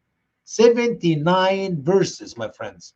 79 command is repeated throughout the pages of the Quran in the final Medini chapters, where Allah orders the Muslim believers to engage in war with who? With the Jews and the Christians, the people of the book, the infidels, anyone and everyone who will not submit to Islam. Let's move on. Let's move on. Al-Tabari interpretation to one of the great verses of the Quran. Tell us about how wonderful the Muslim people are. Yes, indeed. Listen carefully. Arabs are the most noble people in lineage, the most prominent, and the best in deeds. We were the first to respond to the call of the Prophet. We are Allah's helpers and the viziers of His messenger. We engage in war with people until they believe in Allah. He who believes in Allah and His messenger has protected his life and possessions from us. As for one who disbelieves, we will engage in war with him forever in the cause of Allah. Killing him is a small matter to us. It said here, we are, I mean, both the arrow on it, if you can see it, we are Allah's helpers. Allah's helpers. Well, if your God need help, find yourself a different God. Trust me, that God is no good. Arab are the best people. They're Allah's helpers. Allah needs their help. What do? They engage in war with people. Which people? All the people. The people of the earth. They engage in war with people until these people say the Shahada. Until these people become Muslim. Why? Because Muhammad said so. Muhammad said, I have been commanded by Allah to engage in war with people. Until they say, there is no God except Allah, and I am the messenger of Allah. You say the Shahada, you become a Muslim, I don't have to kill you. Because guess what? Killing you is a small matter. As a matter of fact, it's very clear. Engage in war with the infidels, it will be forever. And killing us is a small matter to the Muslim, Arab, the Muslim believers which all over the world today. So I don't know. Should I believe Al-Tabari or should I believe Mr. George W. Bush? Quran 9:14. Engage in war with them. Allah will torment them by your hands and put them to shame and give you victory over them and heal the chest of a believing people. So Allah here is ordering the Muslim believers, Muhammad and his companions, to engage in war with them. Who are them? The T-H-E-M. Who are these them? Oh, the people. Which people? The people of the earth. Which one? The one who did not say the Shahada. The one who did not submit to Islam. That's why Allah said in the beginning of our study that the bad ones said we believe. And they said, Allah said, no, don't say we believe, but say we surrender, we submit, we're Muslims, because faith never enters our heart. That's how Islam started.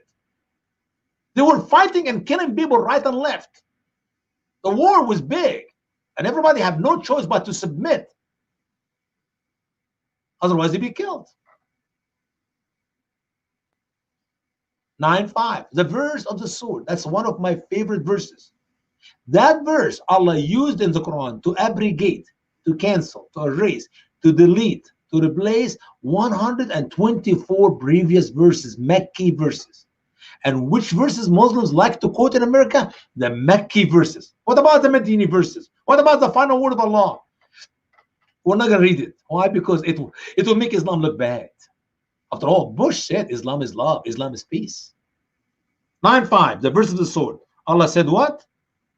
So, when the forbidden months are past, so kill the polytheists wherever you find them, and take them as captives, and besiege them, and lay wait for them with every kind of ambush.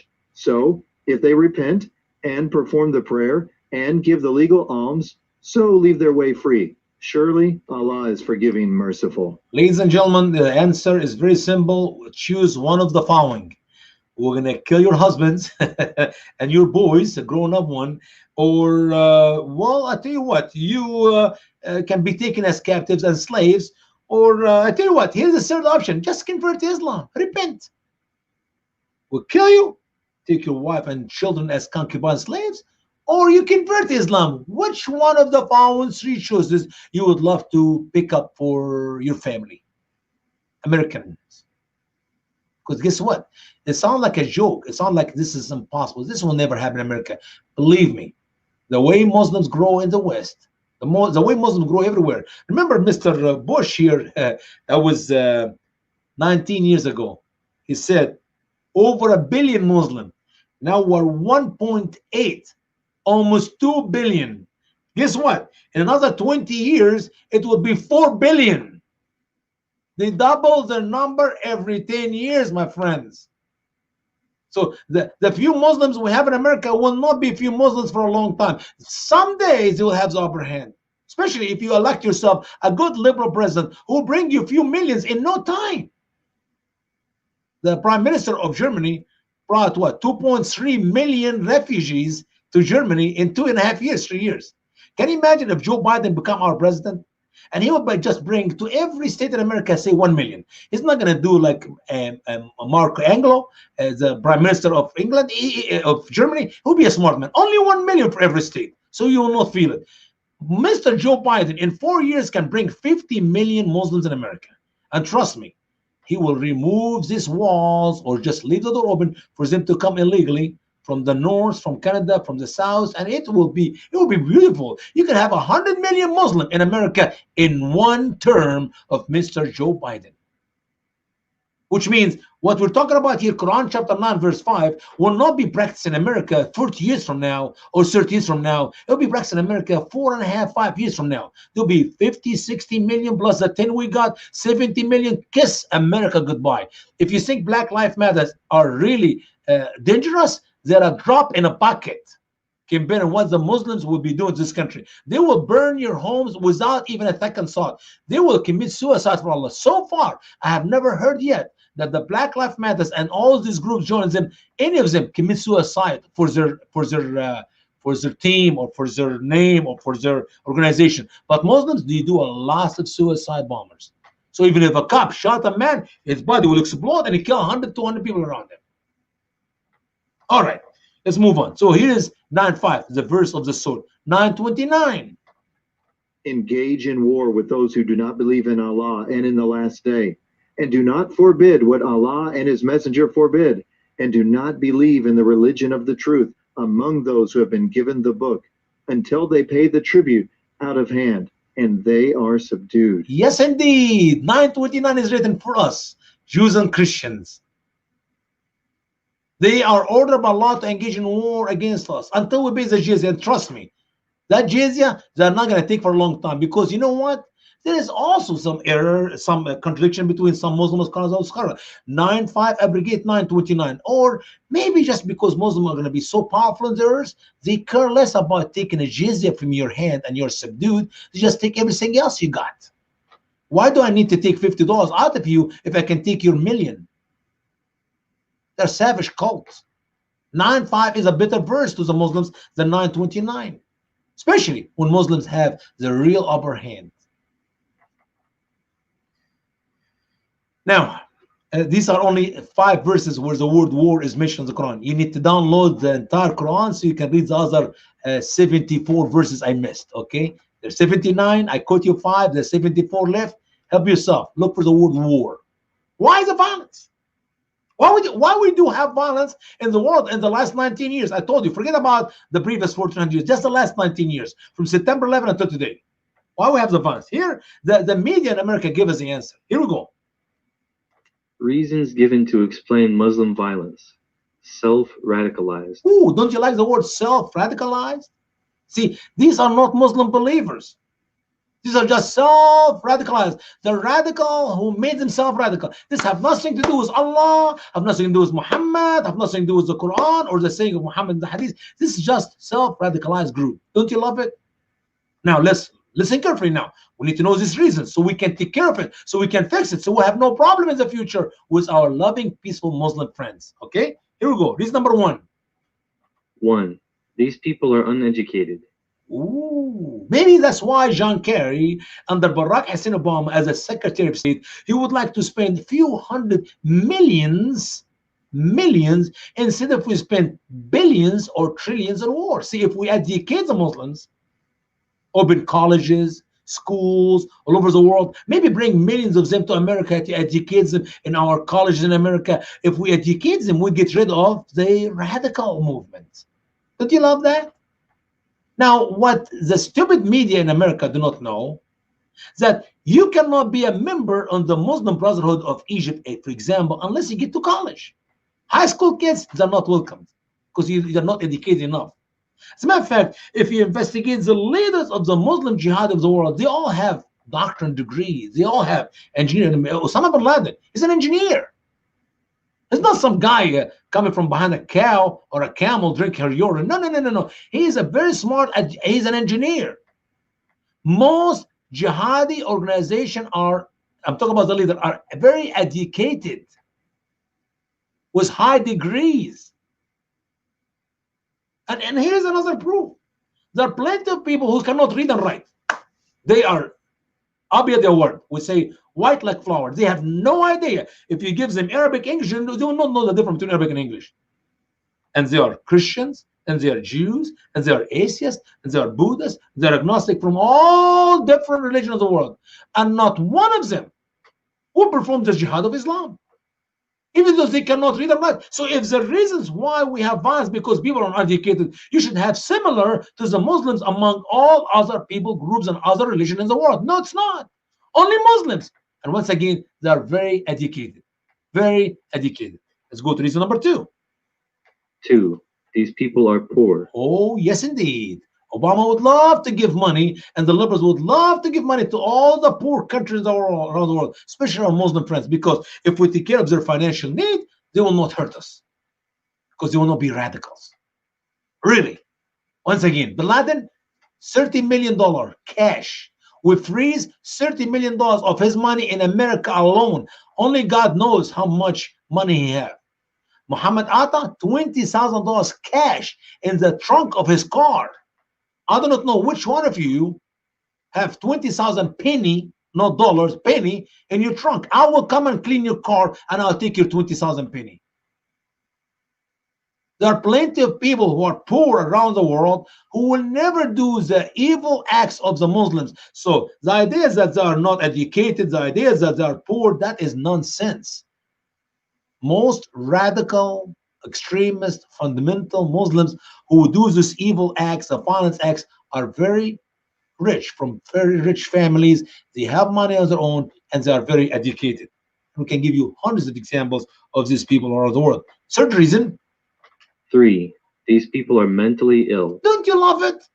Every time a Muslim perform jihad, a Muslim practice the teaching of Allah in the Quran or the command of Muhammad in the Hadith, we find our beautiful, smart, intelligent lawyer to defend them with our tax money. And how they defend them? Say, that guy here he lost it, mentally ill. Let me ask a question. Was Allah mentally ill? Was Muhammad mentally ill? You cannot prove that. They're Muslims. In one case, the Muslim man got so angry and he hit his table 3 times in front of the judge. I am not crazy. I'm a Muslim believer. And he was upset because his lawyer is trying to set him off from the crime acts he did by using this. He's crazy. He's mentally ill. And the lawyer, his lawyer, looked at him, looked at the jury, looked at the judges. You see, the man is crazy. That lawyer was stupid. And how in the world we pay our tax money for lawyers to defend these criminals, Muslim believers? Last reason number 4.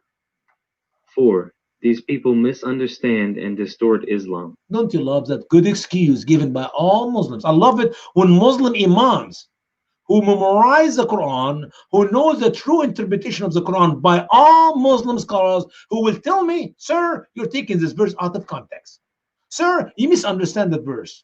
Usama Dakdok is not a scholar and he does not know it. The lie comes through their teeth with a smile on their face. Yes, indeed. Here are 4 dumb reasons. Let's go to, is it just violence or it is Islam? Okay. There have been over 80 jihadist terrorist plots in America since 9/11. Most were prevented, according to the Congressional Research Service report, as stated by Frank Salufo of the Homeland Security Policy Institute. 80, I'm sorry, this is an old presentation. Brother Sam, I apologize. My numbers are not accurate. I have not done this presentation for a good maybe 15 years or so. So the 80 is actually thousands. Thousands. I wish maybe go online and give you the right numbers to change the 80 to another one, but then it will not be Mr. Frank statement. But in reality, I know it's thousands. Just go online, Islam's the religion of peace, find out every day, every day. See here, we never even heard of ISIS yet. That was years before ISIS. That's an old presentation. I apologize. I need to come up with the right numbers soon. Anyway, let's listen to Catherine. She said what? The government agencies responsible are downplaying each of these incidents and terror plots, according to Catherine Herridge, Chief Intelligence Correspondent for Fox News. She said that it is easier to, quote, pretend, unquote, that these are just isolated individuals who have other issues. Who is doing that? Who is downloading the game? Who is playing game with our life and our future and our country? The government. Which government? The government of Saudi Arabia. No, no, no, no, no. The government of Egypt. No, no, no, no. The government of the United States of America. These stupid people whom we hire to protect us are the one who are killing us. The government of the United States of America for 19 years are downplaying each of these Muslims' accidents. They're not accidents, they're real acts. Thanks, Catherine. Appreciate your honesty. How about Judge Michael McCasey? He said a wonderful statement too. Listen carefully. Former U.S. Attorney General Judge Michael Mukasey expressed concern that they are downplaying the connections to militant Islam. My people are destroyed for lack of knowledge. The American people are so ignorant of Islam. They have never read the Quran. They have never studied the saying of Muhammad, the Hadith. Only a few thousands. Only, literally, I don't think even 1% of the American people knows the truth about Islam. And even if you watch Fox News, I can play for you lots of video, lots of statements given by Muslims on Fox News. It will make you 10 times angrier, mad. Because even the most conservative station in America, Fox News, have literally sugar-coated Islam by their Muslim speakers. The jihadi of the Muslim Brotherhood on Fox News spoke nicely like Mr. Bush did. Same thing. Now let's think about this. Who is this guy here? Ali Muhammad Brown. Does anybody know Ali Muhammad Brown? No, anybody knows him at all? Nope. Okay, here we go. Ali Muhammad Brown. He was recently charged in New Jersey in several killings. He was also involved in crimes in Washington state. He claims or takes credit for killing several for jihad. He has a history of violence connected to Islam, which seems to have started at age 15. He tried to attend terrorism camp in Bly, Oregon, the camp run by Abu Hamza al-Masri. The terror camp in Bly, Oregon, started by an American, James Dujama, and an imam from a mosque in Great Britain, Abu Hamza al-Masri, who began recruiting in the 1990s. This is a website here, the web spider, England, America, Seattle, New York. I mean, these are very well organized criminals. And I guarantee you, if I show this picture to 1 million Americans with the name Ali Muhammad Brown, they'll have no clue who's this guy. We know O.J. Simpson. We know for sure O.J. Simpson. We know the crime O.J. Simpson committed. He killed 2. He got away with it. But this man killed more, and he's still alive today. Okay, let's go to this guy here. Do you know who's this guy here? Oh, you don't know, man. Let me give you his name. Abu Hamza al-Masri. That's the guy we're talking about earlier. Who's Abu Hamza al-Masri? Ask your politicians. Ask your leaders. Ask the media in America. Who's Abu Hamza al-Masri? Only Allah knows. Yeah, he's a good, loving Muslim, peaceful guy. How about this guy? Does this guy look like somebody you know of? Let me give you his name. Here we go. His name is Reuben Shumper or Schumpert. Reuben Schumpert. Who's Reuben? Where he's from? What crime did he commit? Oh, only Allah knows. No, we know who is this guy and how evil he is, but the media in America did not tell us. Our politicians did not tell us. Our government protect Reuben against us, the American people. And you worry about Black Lives Matters. Black Lives Matter are little babies compared to these Muslims. Here we go. Learn about Reuben. Reuben Schumpert from Somalia. Living in Seattle, Washington, he owned Crescent Cuts Barbershop. An imam from the Abu Bakr Mosque, 500 feet away, hung out at his barbershop and taught about the jihad of the 19 hijackers. He was later charged with fraud in raising money for jihad. He was released from prison because he was a good Muslim. He then fled the USA before his sentence, to fight with Somalia's al-Shabaab. He was killed 2 years later by a U.S. forces drone attack. Do you think, my friends, if the American people know the truth about the Muslim Somali al-Shabaab who come to America, who leave America, go back to Somalia to fight with the Somali against our interests overseas? Do you think if the American people know about Mr. Rubin here, we'll have Rashida Tlaib, let's talk about Ilhan Omar from Somalia, from the same city. Ilhan Omar from the same country. We will have a congresswoman by the name Ilhan Omar, a Muslim Somali. If the American people know about what the Muslim Somali already been doing in America, but that will not fit the agenda of the liberals. They want to have more Muslims in the government, especially from Somalia. Do you know that after Rubin did what he did under Barack Hussein Obama, we got thousands, hundreds of thousands of Muslim Somali as refugee in America? Bush brought Muslims to America. Obama quadrupled the numbers of the Muslims who came to America. Hello, America. The man was in our prison and they let him go because he's a good Muslim. Oh, how did you know? I wish I can talk. I wish I can investigate those who let Mr. Rubin off from the prison. Well, Mr. Rubin, yes, sir. We've been watching you. You pray 5 times a day. You're eating the halal food in the during the month of Ramadan at night. You're fasting. You're praying. You're a good Muslim. Here, by the way, here's your passport, sir. Here's your passport. In case you need to go to Walmart at night, here, take your passport and come meet us in 2 years for your trial. Okay, Mr. Rubin, you promise to come in 2 years? Yes, sir. I will be here in 2 years. He got the passport into the airport, and from the airplane to Somalia to fight the U.S. forces, to kill the people in Somalia, and then thank God the U.S. forces killed him there. Can you imagine if we never caught him in Somalia? He maybe come back to America to kill more Americans. I will not be surprised. I literally will not be surprised if Muslims like Rubin come back to America to kill us. After all, he's only practicing jihad and he's a good Muslim man. How about this guy? Do you know anybody about guys? God's my witness. I can spend 4 or 5 hours with you, show you pictures. I got the 80 cases here, okay? And that was an old presentation, a good 15 years ago. I apologize. But if we update it and we give you the picture of 20,000 cases, 30,000 cases, 40,000 cases, how much time do you have?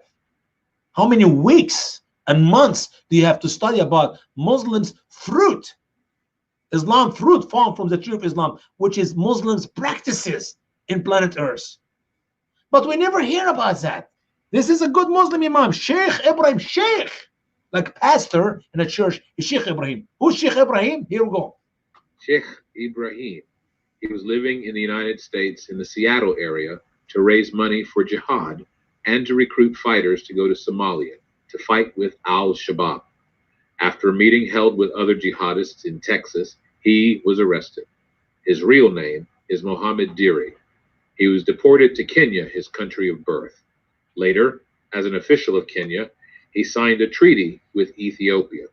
He is still considered a threat to the USA or any other country he lives or travels in. Why Mr. Barack Hussein Obama allows this man to go back to Kenya, Obama's home country, you know? Why? Why people like this should live? Because our government are not protecting us. Our government protecting the Muslims, the Muslim jihad whom we caught. And I guarantee you, that guy here sent us few thousands of his own good students, Muslim students from Somalia, from al-Shabaab to America. After all, 78% who came to Minnesota from Somalia, these are the good Muslim Somali, they come in fraudulent paperwork, which means they come up with a name, have nothing to do with their family. Like Ilhan Omar herself. Do you really believe Ilhan Omar is Ilhan Omar? Representative Ilhan Omar is a criminal woman. She spent at least 18 years in prison, and guess what? She have a chance to serve for another 2 terms. Just wait until November 3rd comes. She may be won again and again and again and again. Married her brother. She come with the name Ilhan Omar, and even though Omar is not her father, that's how she was able to marry her brother. Different names. Omar was some guy who brought her here to America with him.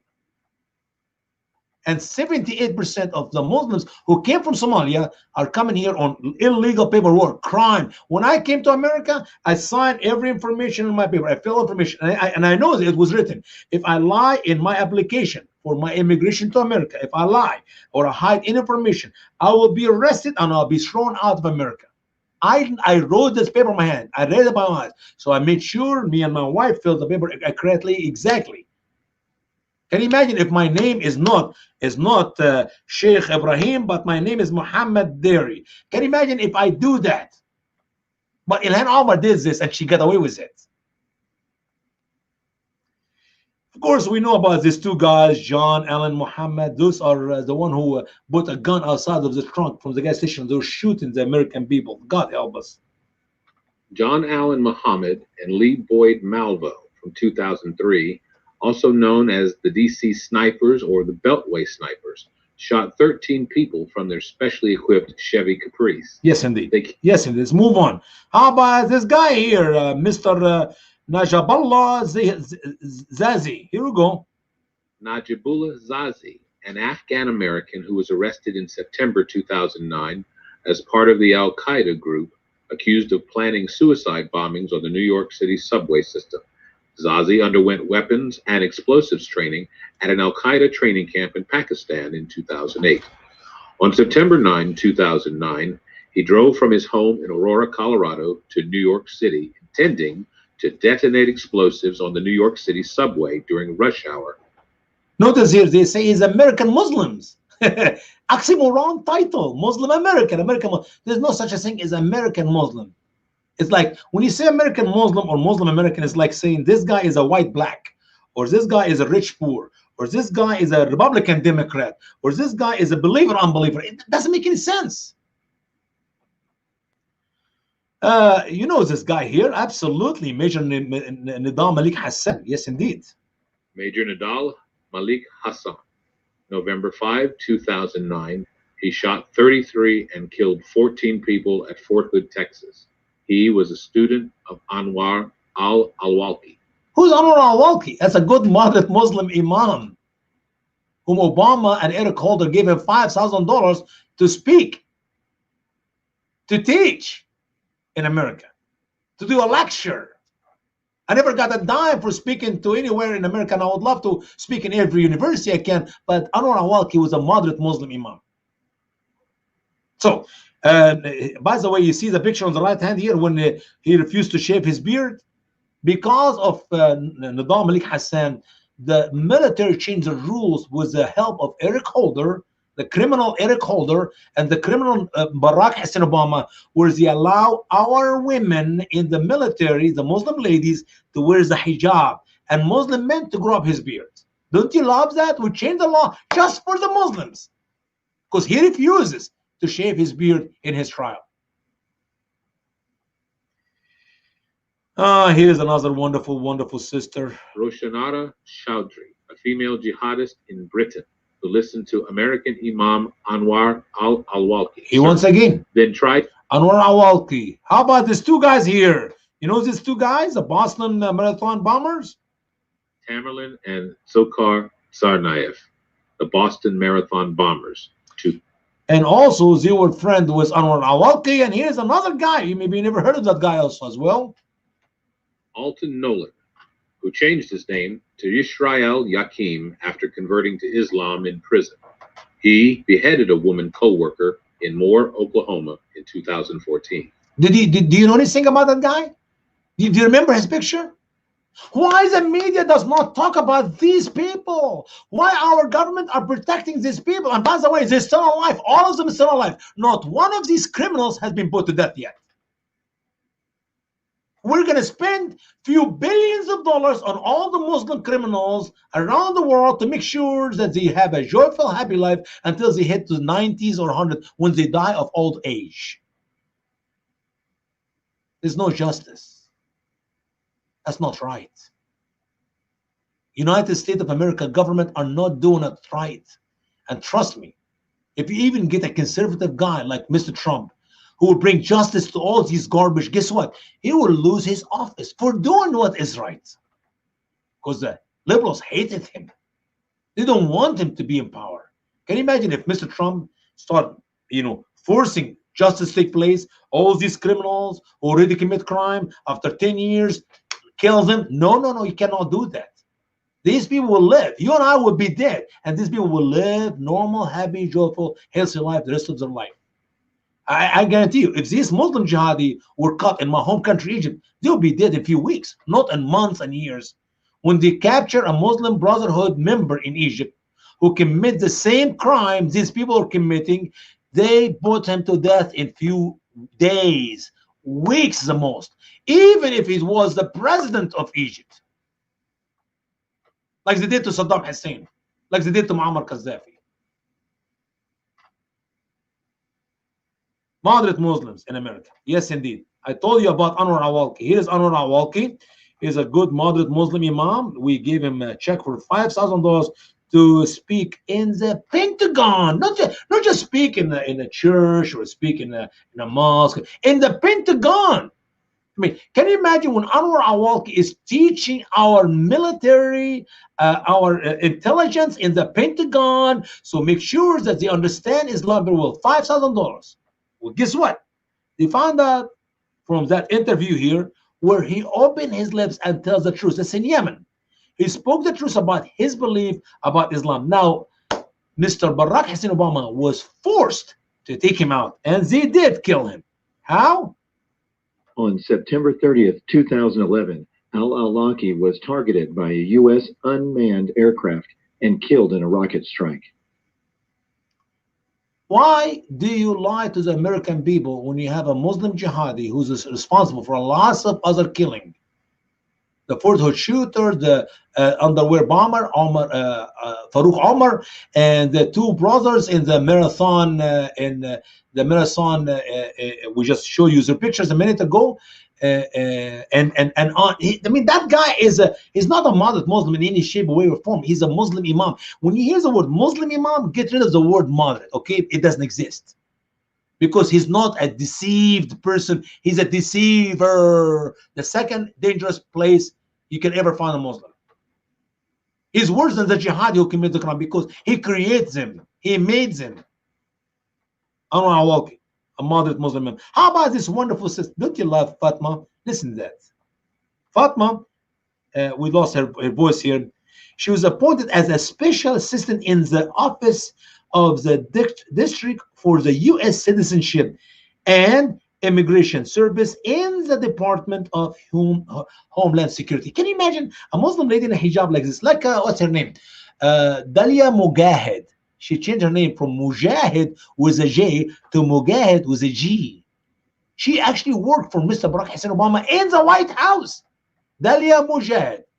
Dalia, who performed jihad. Her last name is the man who performed jihad, Mujahid. And she told the Muslim world.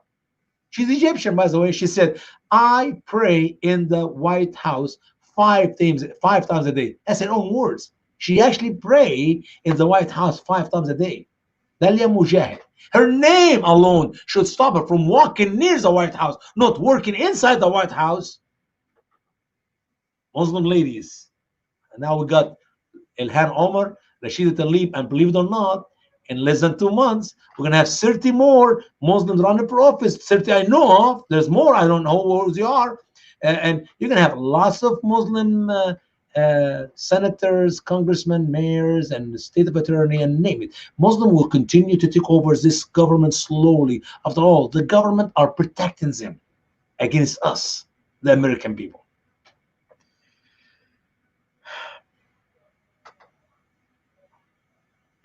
The people who are engaged in terrorist activities look like you and me. They look like everybody else here. Major Nidal Hassan, the military guy who in November shot 13 of his colleagues and injured 32. He's going to be on trial pretty soon, I think this week. The young man, Faisal Shahzad, in Times Square, who tried to blow innocent people that he doesn't know of. These guys are acting on conviction. Somehow, the idea got into their minds that to kill other people is a great thing to do and that they would be rewarded in the hereafter. But Christians do that every single day in this country. Do they blow people up? Yes, Christians every day. People walk in the post office. I mean, People walk into post offices. They walk into schools. That's what Columbine is. I mean, I could do this all day long. There's so many more examples of Christians, and I happen to be a Christian. That's back to this notion of you're idealizing Christianity in my mind, to my read. There's so many more examples, Ayan, of Christians who do that than you could ever give me examples of Muslims who have done that inside this country where you live and work. Here's a garbage by the name Travis. I believe he's from Gulfport, Mississippi. A garbage, no more or less, who's arguing with this young lady she thinks she's a Muslim reformer. She's from the country of Somalia, I believe herself. And she is obviously a deceived lady. She's a deceived or she's really stupid. One of the two, okay? But he's telling her, Christian do this in America every day.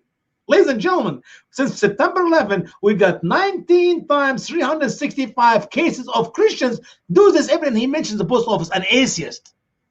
Literally, it was an atheist. He made him a Christian. And whatever the other case, have nothing to do with Christian. The bomber, the guy with the bomb in a Porsche clinic, these are not Christians. Because Christianity does not teach to bomb a Porsche clinic or to put a bomb in a post office. That's not what Christianity teaches. And I'm not going to judge people by what they do. I'm sorry, I'm not going to judge the religion of what its people do, but by what the book teaches. The Bible does not teach. In the New Testament, as a Christian, I could not find a verse that say, kill the doctors who does abortion, or stone the women who commit adultery. We don't do this in Christianity, okay? We don't do that. Jesus taught us not to do that. But Muslims do that. He said, Christians do this every day. I mean, how do you like it when the stupid media in America defending Islam by telling us that the Muslims doing that? Yeah, but Christians do this too. Every day in America. She's actually was shocked. She could not know how to answer him. Christian do this every day. Thanks, Mr. Travis. Appreciate you, sir. Now you make Muslims equal to Christians. The all criminals, they bomb and they behead people every day in America. And that was amazing. That man did not lose his job. They actually give him a reward for what he said. They give him a bigger salary, maybe. Let's move on. Another video. Now, this guy is the most liberal. But you know what? I have more respect for that man here than many of our ministers of the gospel of Jesus Christ, the church leaders all over this country. I call them stupid, useful idiot. That man have more boldness and more guts to speak the truth about Islam than many of your ministers all over our churches in this country. Listen. Islam is not like other religions. That is a unique threat. There are illiberal beliefs that are held by vast numbers of Muslim people that I don't think vast number of Christians too. No, that's not true. Not true. Vast numbers of Christians do not believe that if you leave the Christian religion, you should be killed for it. Vast numbers of Christians do not treat women as second-class citizens. Vast numbers of Christians I agree with that. Do not believe that if you draw a picture of Jesus Christ, you should get killed for it. No. But most Muslim people in the world do condone violence just for what you think. They do. First of all, they say it. They shout it from the vast majorities of Muslims. Absolutely. There's a Pew poll of Egypt done a few years ago. 82%, I think it was, said stoning is the appropriate punishment for adultery. Over 80% thought death was the appropriate punishment for leaving the Muslim religion. Here we go. I'm sure you know these things. I know. Here we go. Another garbage liberal argue with this liberal man about, oh, Christians do the same thing too. I don't know where's he come up with this. I mean, where is the source that Christian is like Muslims? They know nothing about Christ or Christianity, even if they claim to be a Christian. But here's the reality. Yes, 82% of the Egyptian. And by the way, you know why 82%? Because the rest of those who disagree with that are Christians. So you can actually change it from 82 to 100%. The Muslims of Egypt believe if you leave Islam, you must be killed. If you commit adultery, you must be stoned to death. All the Muslims of Egypt, 100%. And they tell me, oh, the number of radical Muslims in the world are 20%. Says who 20%, you idiots? Where do you come up with the 20%? It's because the liberal media told you 20% that's true? Muslim believers stand for what they believe. They don't compromise the religion of Allah. That's what they believe. That's what they practice. And if you count the Muslims of Egypt, the Muslim of Afghanistan, the Muslim of Indonesia, the Muslim of Bangladesh, the Muslim of Turkey, the Muslim of Iran, the Muslim of Saudi Arabia, you're talking about way over 70%, 80% of Muslims in the Middle East believe you leave Islam, will kill you. You commit adultery, we stone you. That's their own people. And we bring them to America in the hundreds of thousands. Soon it will be coming to America in the millions. Now look at this here. Religious extremism. Religious extremism. If you look carefully at the top, the first one on the list, this is the government work of America, U.S. government in America, telling us about this religious extremism. The first one on the top, look carefully there, evangelical Christianity. If you are not a Catholic or Orthodox, if you are evangelical like myself, Baptist, Presbyterian, Lutheran, Methodist, the Church of God, Assembly of God, if you are evangelical, you are number one in the list in America to the stupid government of America to be religious extreme. What is extremism? Extremism is a complex phenomenon. It is defined as beliefs, attitudes, feelings, actions, or strategies of a character far removed from the ordinary.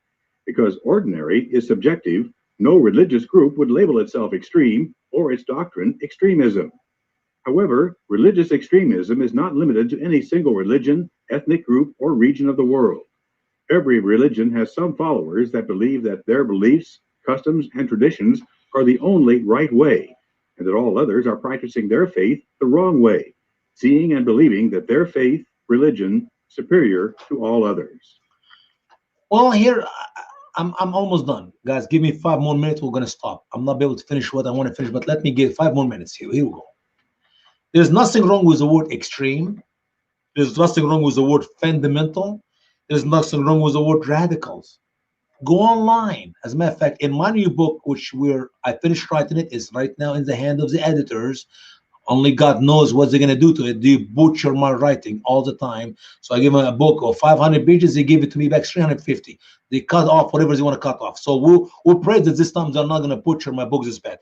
I talk about radical, extreme, and the fundamental. I went in dictionary and look for the word radical, extreme, and the fundamental. There's nothing wrong with these 3 words. The God of the Bible is radical. The God of the Bible is extreme. The God of the Bible is fundamental. No kidding. This is our God. The prophets of the Bible, Old Testament, the apostles, the New Testament, the radical, extreme, and fundamental. Nothing wrong with that. Let me give it to you proof. God is so radical, he hates sin, and he punished sin with death. So he's so radical, he literally wiped out the earth, flood the whole entire earth. That is radical. That is extreme. That's fundamental. The God of the Bible loved, and he loved extremely, radical, and fundamental. He actually killed his own son, Jesus Christ, for our sins. That through his blood, the blood of Jesus Christ, we can be forgiven. We can be set free. So the Bible tells us that God is so radical in his punishment of his sin, and so radical in his love that he killed his son for our sins. So what is wrong with radical, extreme, and the fundamental? These are not wishy-washy people. These are not lukewarm people. They don't hold the stick in the middle. They believe in the word of God.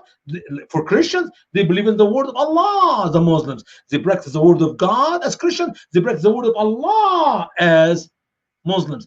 Extreme, radical, fundamental. These 3 words, there's nothing wrong with them. The problem is, what are you practicing with these 3 words?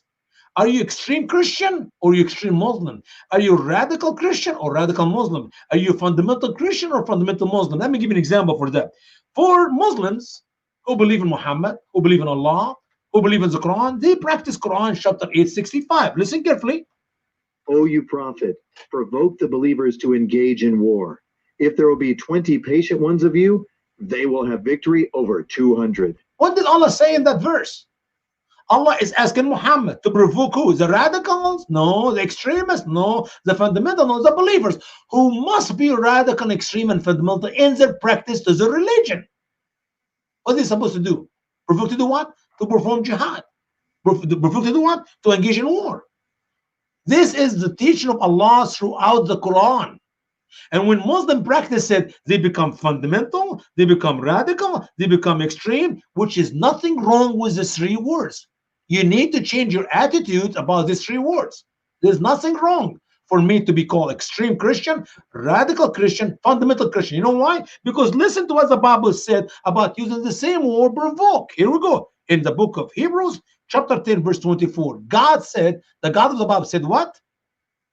And let us consider one another to provoke unto love and to good works. So as an extreme Christian, fundamental Christian, radical Christian, I love. And I love who? I love those who love me. I love my friends and my family relative. I love my son and my wife. No, no, no, no. Because if I do that, what Jesus said, what difference does it make? Even sinners, prostitutes, loves their customers. Tax collectors loves those who loves them, loves their neighbors and their friends. No, as a Christian, I have to be fundamental, radical, extreme. I must love my enemies. Says who? Says Jesus in the Bible. So to practice the teaching of your book as a fundamental and extreme and radical, that's nothing wrong with that. The problem is the evil teaching of the Quran, which make people evil extremes, evil radical, evil fundamental. The loving, wonderful, great teaching of the Bible make me a loving Christian, extreme loving Christian, extreme fundamental Christian, extreme radical Christian. That's nothing wrong with that.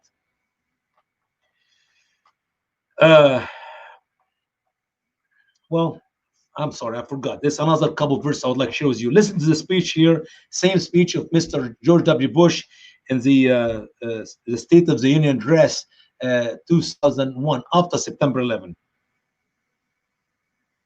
2001, exactly.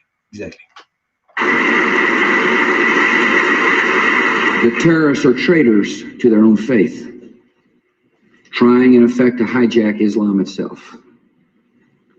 The enemy of America is not our many Muslim friends. It is not our many Arab friends. Our enemy is a radical network of terrorists and every government that supports them. Once again, Mr. George Bush continued to lie and repeats the lie over and over again. He said terrorists have nothing to do with Islam. Terrorists have nothing. Excuse me. Let me first of all, we have no Muslim friends. He said Arab friends, Muslim friends. If they are Muslims, that he confused Arab with Muslim, by the way, because there are plenty of Christian Arab. There are plenty of Jewish Arab, there are plenty of atheist Arab, there is plenty of agnostic Arab who do not practice the evil teaching of Islam. Only Muslims is a problem with. And by the way, only 13% of the Muslims are Arabs. And 79% of the rest of the Muslims, 79% are non-Muslim, non-Arab Muslims from every other country in the world. Only 13% of the Muslims speak Arabic. Okay, the rest are not Arab. So Mr. Bush got all the information wrong. They're not Arabs, they're not Muslims. If they're not Arabs, that means they're not. If they are Arabs, that does not mean. If they are Arab, that does not mean they're Muslims. There are plenty of Arab who have nothing to do with Islam. Okay, but the Quran says, "Oh, you have believed, do not take the Jews and Christians for friends." Muslim believers are not our friends, and they will never be our friend. And if they are our friend, as we mentioned earlier, they're friend with their tongue, not with their hearts. So let's skip to the next one. Here we go. Listen carefully now, Mr. George W. Bush, and all those who are brainwashed, like Mr. George W. Bush. Terrorization comes directly from the Quran. Allah is a terrorist. His angels are terrorists. Muhammad is a terrorist. And every Muslim believer is a terrorist. And if you are a Muslim and you don't believe what is written in the Quran, stop calling yourself a moderate Muslim or a Muslim reformer. Leave Islam and come to know Christ as Lord and Savior. Save your life. Don't sugarcoat the poison of Islam. No, leave it completely out. Cut the chain out of Islam. So you, your family, your children, your grandchildren, to be set free from that savage cult. Mr. George W. Bush lied to you as an American, lied to you as Muslims. Because Islam is a tyranny religion. Here we go. Quran 3:151. Listen to the word of Allah. We will cast terror into the hearts of those who became infidels because they partner other gods with Allah, which he did not send down with any sultan. And their abode is the fire, and evil is the place of the unjust. When I read in the Quran, we will cast terror. Who's we here? Allah. Allah will cast terror into the heart of the infidels. That make Allah what? A loving God? A peaceful God? Or a terrorist? Hello, America. Do you speak English? We will cast terror. Into who? Into the heart of the infidels. Why? Because they were evil. No, because they worship Jesus Christ as God, and because they worship the Holy Spirit as God, and because they are infidels. The verse says that because they partner other gods with Allah. We Christians believe in Father, Son, Holy Spirit, not because we believe in three gods. We believe in one God who is triune, because he chose to describe himself to be triune. The Father and the Son and the Holy Spirit. It's all over the Bible, from Genesis to Revelation. Allah is a terrorist. Let's go to another verse, Quran 8:12. Listen carefully, please. When your Lord revealed to the angels, I am with you, so make firm those who believed. I will cast a terror into the hearts of those who became infidels, so strike above their necks and strike off every finger from them. It's exactly what Allah wants the Muslim people to do. Allah here and his angels and the Muslims working together as a team. Allah asks the angels to strengthen, to empower the Muslim believers. Why? So he himself, Allah, will cast the terror. I will cast the terror into the heart of those who became infidels. Allah will terrorize the infidels. And what the Jews and the Christians, what will happen to the Jews and the Christians and these infidels is very simple. They'll be beheaded. Here we go. I will cast terror into the heart of those who became infidels, so strike above their necks, cut off their heads, separate their head from their body, and cut their fingers, cut their toes. And when the Muslims did that to Jamal Khashoggi in the Saudi embassy in Turkey, the Saudi king came to the world and he said, that man was cut to pieces. This evil acts have nothing to do with Islam. Excuse me. Your people, sir, were practicing Quran chapter 8 verse 12 against Jamal Khashoggi, and that's exactly what ISIS did. They were beheading people. They were cutting their fingers and their toes. They drowned them. They crucified them. They killed. They burned them. On and on and on, which is the acts of the word of Allah, according to the word of Allah in the Quran. Here we go. Allah is a terrorist, so is his angels, Quran 8:12, and all the Muslim believers did a great job of beheading and cutting fingers and toes of the infidels. How about this one, Quran 8:60? 8:60. And prepare for them whatever power you can, and of the tying of horses. Strike terror into the enemy of Allah, and your enemy, and others. Without them, you do not know them. Allah knows them. And what you spend from anything for the sake of Allah, it will be repaid to you, and you will not be dealt with unjustly. Here we go. Muslim believers are ordered by Allah to terrorize the enemy of Allah and their enemy and others. They don't know them. You can imagine. Here is a Muslim believer are ordered to terrorize people they do not know from Adam. And some Muslims in America tell me, well, when people commit this evil act, when they don't know their enemies, that itself proves that they're not Muslim. No, that itself proves that they're good Muslims. They're crossing the T's and dotting the I's. When you terrorize people you do not know, that make you a good Muslim, because you're a terrorist, like you're Allah the terrorist. Quran 33 verses 26 and 27.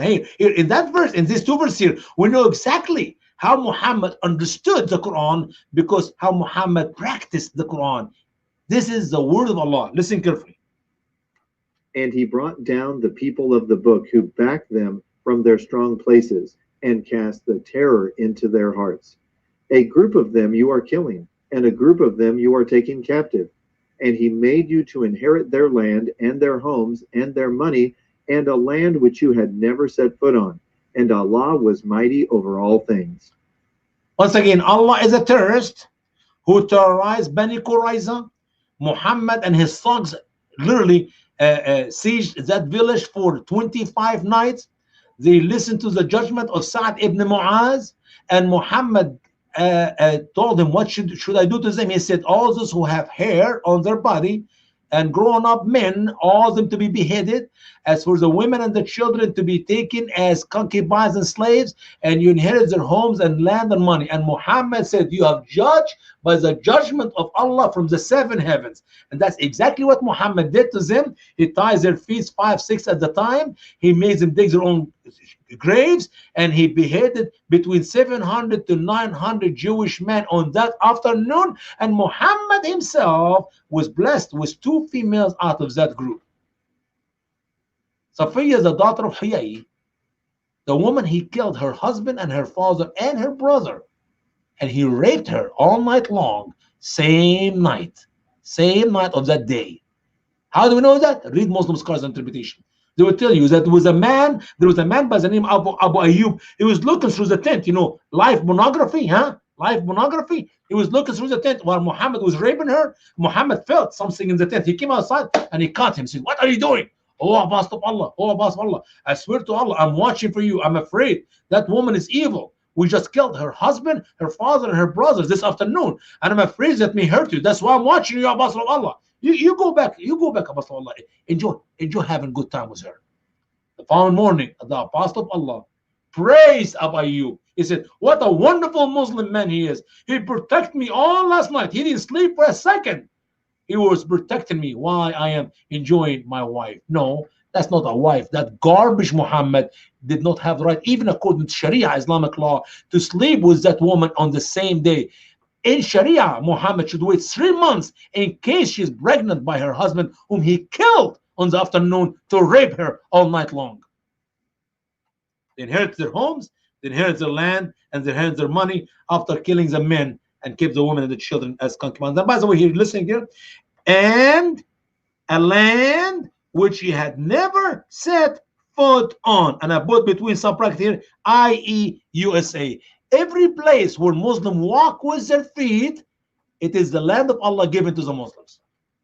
They will inherit America soon, as long as we have a stupid government who protect the Muslims and did not protect the American even after September 11th.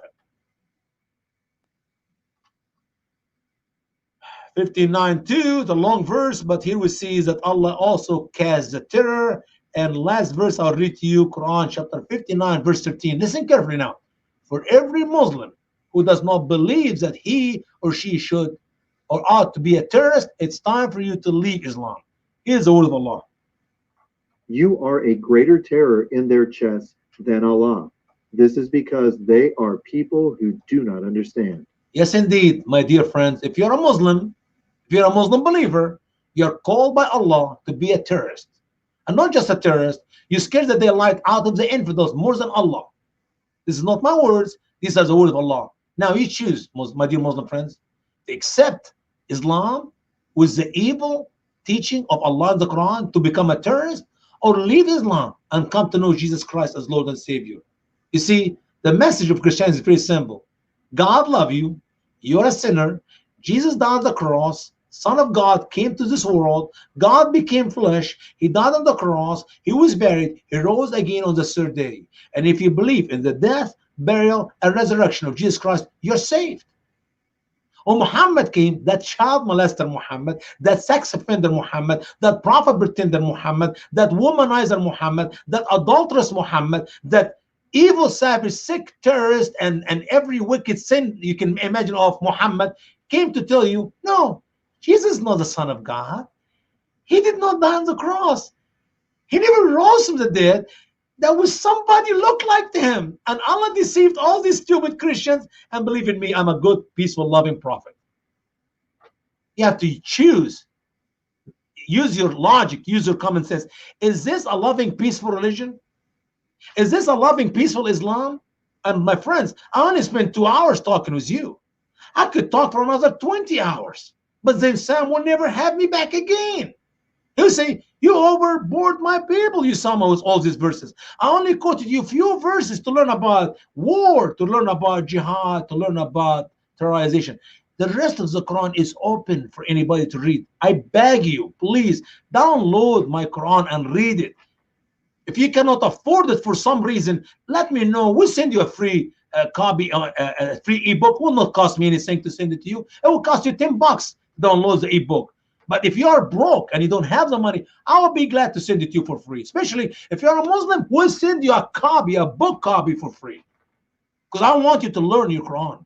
Because I want you to learn your Islam. Because we love you. Sam and I, we don't just sit in front of the camera because we have free time and we do not know what to do with our time. No, we do that every day because we love you, our dear Muslim friends. As for you Americans, stop being naive. Stop being ignorant. Stop being stupid. Educate yourself and others before it is too late. Because believe me, if this election goes the wrong way, if Joe Biden wins this election, you may kiss even this TV show's goodbye. Why? Because we will not have this platform anymore, and you are on your own, my friends. Trust me, you'll be for sure on your own. Well, Sam, I'm done, brother. I'm not gonna say anymore. This thing is gonna take forever. God bless you, brother. Appreciate you. We're gonna just escape here because it's 2 hours. I passed my 2 hour. I apologize, my friend. Oh, I'm sorry, I was asleep. I'm just no kidding. Oh, okay. Sleep. Just to tell you how awesome you are, glory to Jesus Christ. 2 hours, and those 2 hours I was listening, and I even trimmed my beard. Thanks, brother. Thank you. But now here's the thing. Obviously, you can do part 2, right? I don't mind at all, because actually, you know what? In the Holy Land Foundation trial, and this document which I have in the end of this presentation, it is the most important part of this presentation. Okay. And So I have what not. we're gonna do, here's what we're gonna do. This is what we're gonna do, because he told you he cut it short. That means he can go for another 2 hours. So God willing, Lord Jesus willing, what's your schedule like this Friday? Friday, I will be in Wisconsin. I think I'll be okay Friday night.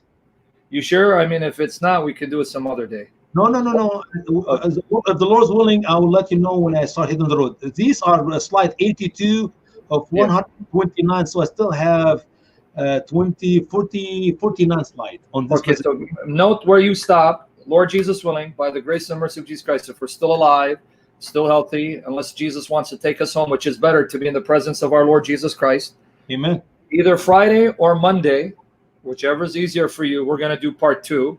So we're going to do part 2, and then God willing, I'm going to have them later on to do Is the Quran Infallible? So because we're going to do a part 2, I won't take Q&A right now, but Usama, we had someone here. I don't know if he's a Muslim. His name is Hassan. I don't know if he's a Muslim. He wants to know, and everyone wants to know. We're going to put all the links to your website, YouTube channel, and description box. If they want to get your Quran or these books, where should they go?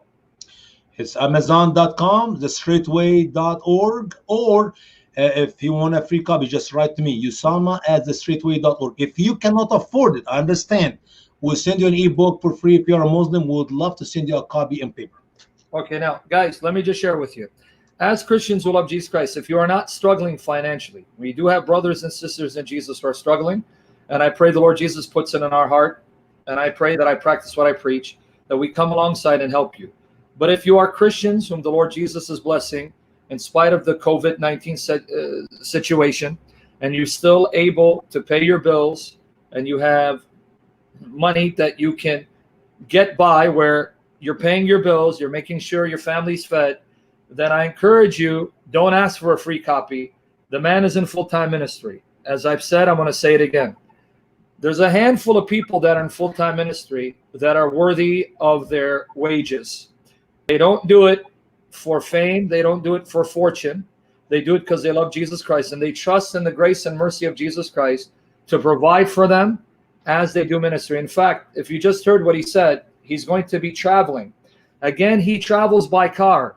He's going to be driving 16 hours to get to, now, I don't know if you want me to mention the location, but 16 hours, right? Last time you were coming from. Actually, this trip is actually 12 or 13 hours, not far away. 13 hours, but then you're going to have to go to another place. Another 4.5 hours. Okay, guys, did you hear it? 16.5 hours driving to churches. One, a church, another is another event. And the church he's going to is a small church in a rural area. There's only about 20 to 30 people. And he's going to drive there just so he can serve them and share with them how to witness to Muslims, to deal with the threat of Islam for the glory of Jesus Christ. So what we need We need people like him, fully supported. Now, glory to Jesus Christ. David Wood has already told you, God has blessed him.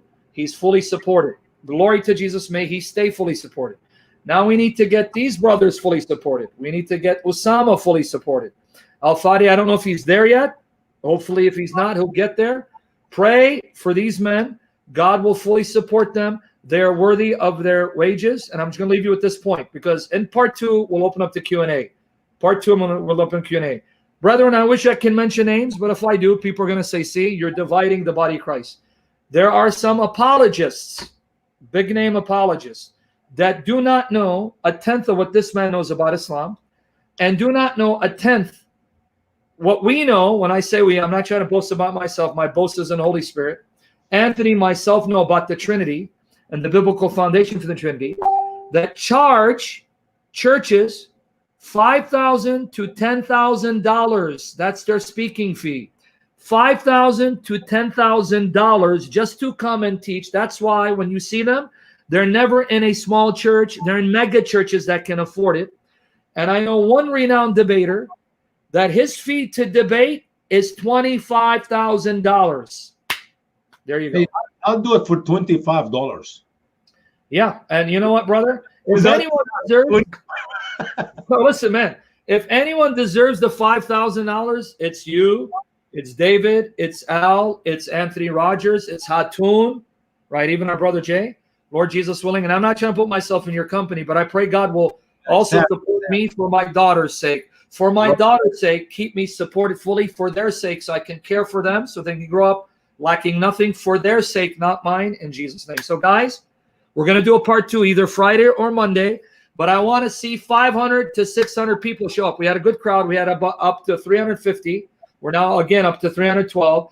Good crowd, but I want you to tell people, I want to see 500, 600 people to hear this guy. This man is one of the best. I love him. I love him from my heart. I pray in Jesus' name, and I'm not saying in front of you, I can have your integrity. You're a man of integrity. You're not for money. I pray my motives are sincere, the way the Lord Jesus has given you sincere motives. We need this man. Pray for him and support him, guys. And thank our mods for helping me. And thank Protestant Believer. He's already put the links in the description box. God bless you all. Lord Jesus willing, part 2 either Friday or Monday. Tell people to come. I want to see 600. We had a good crowd, about 350.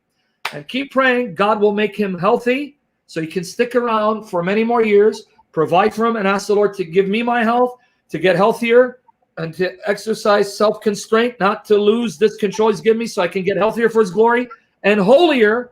And the Lord Jesus bless his wife, his son, and bless my daughters, and convict their mother. We love you for the sake of Jesus, Usama. And Usama and I love you for the sake of Jesus. Christ is risen, risen indeed. We'll see you soon. Take care.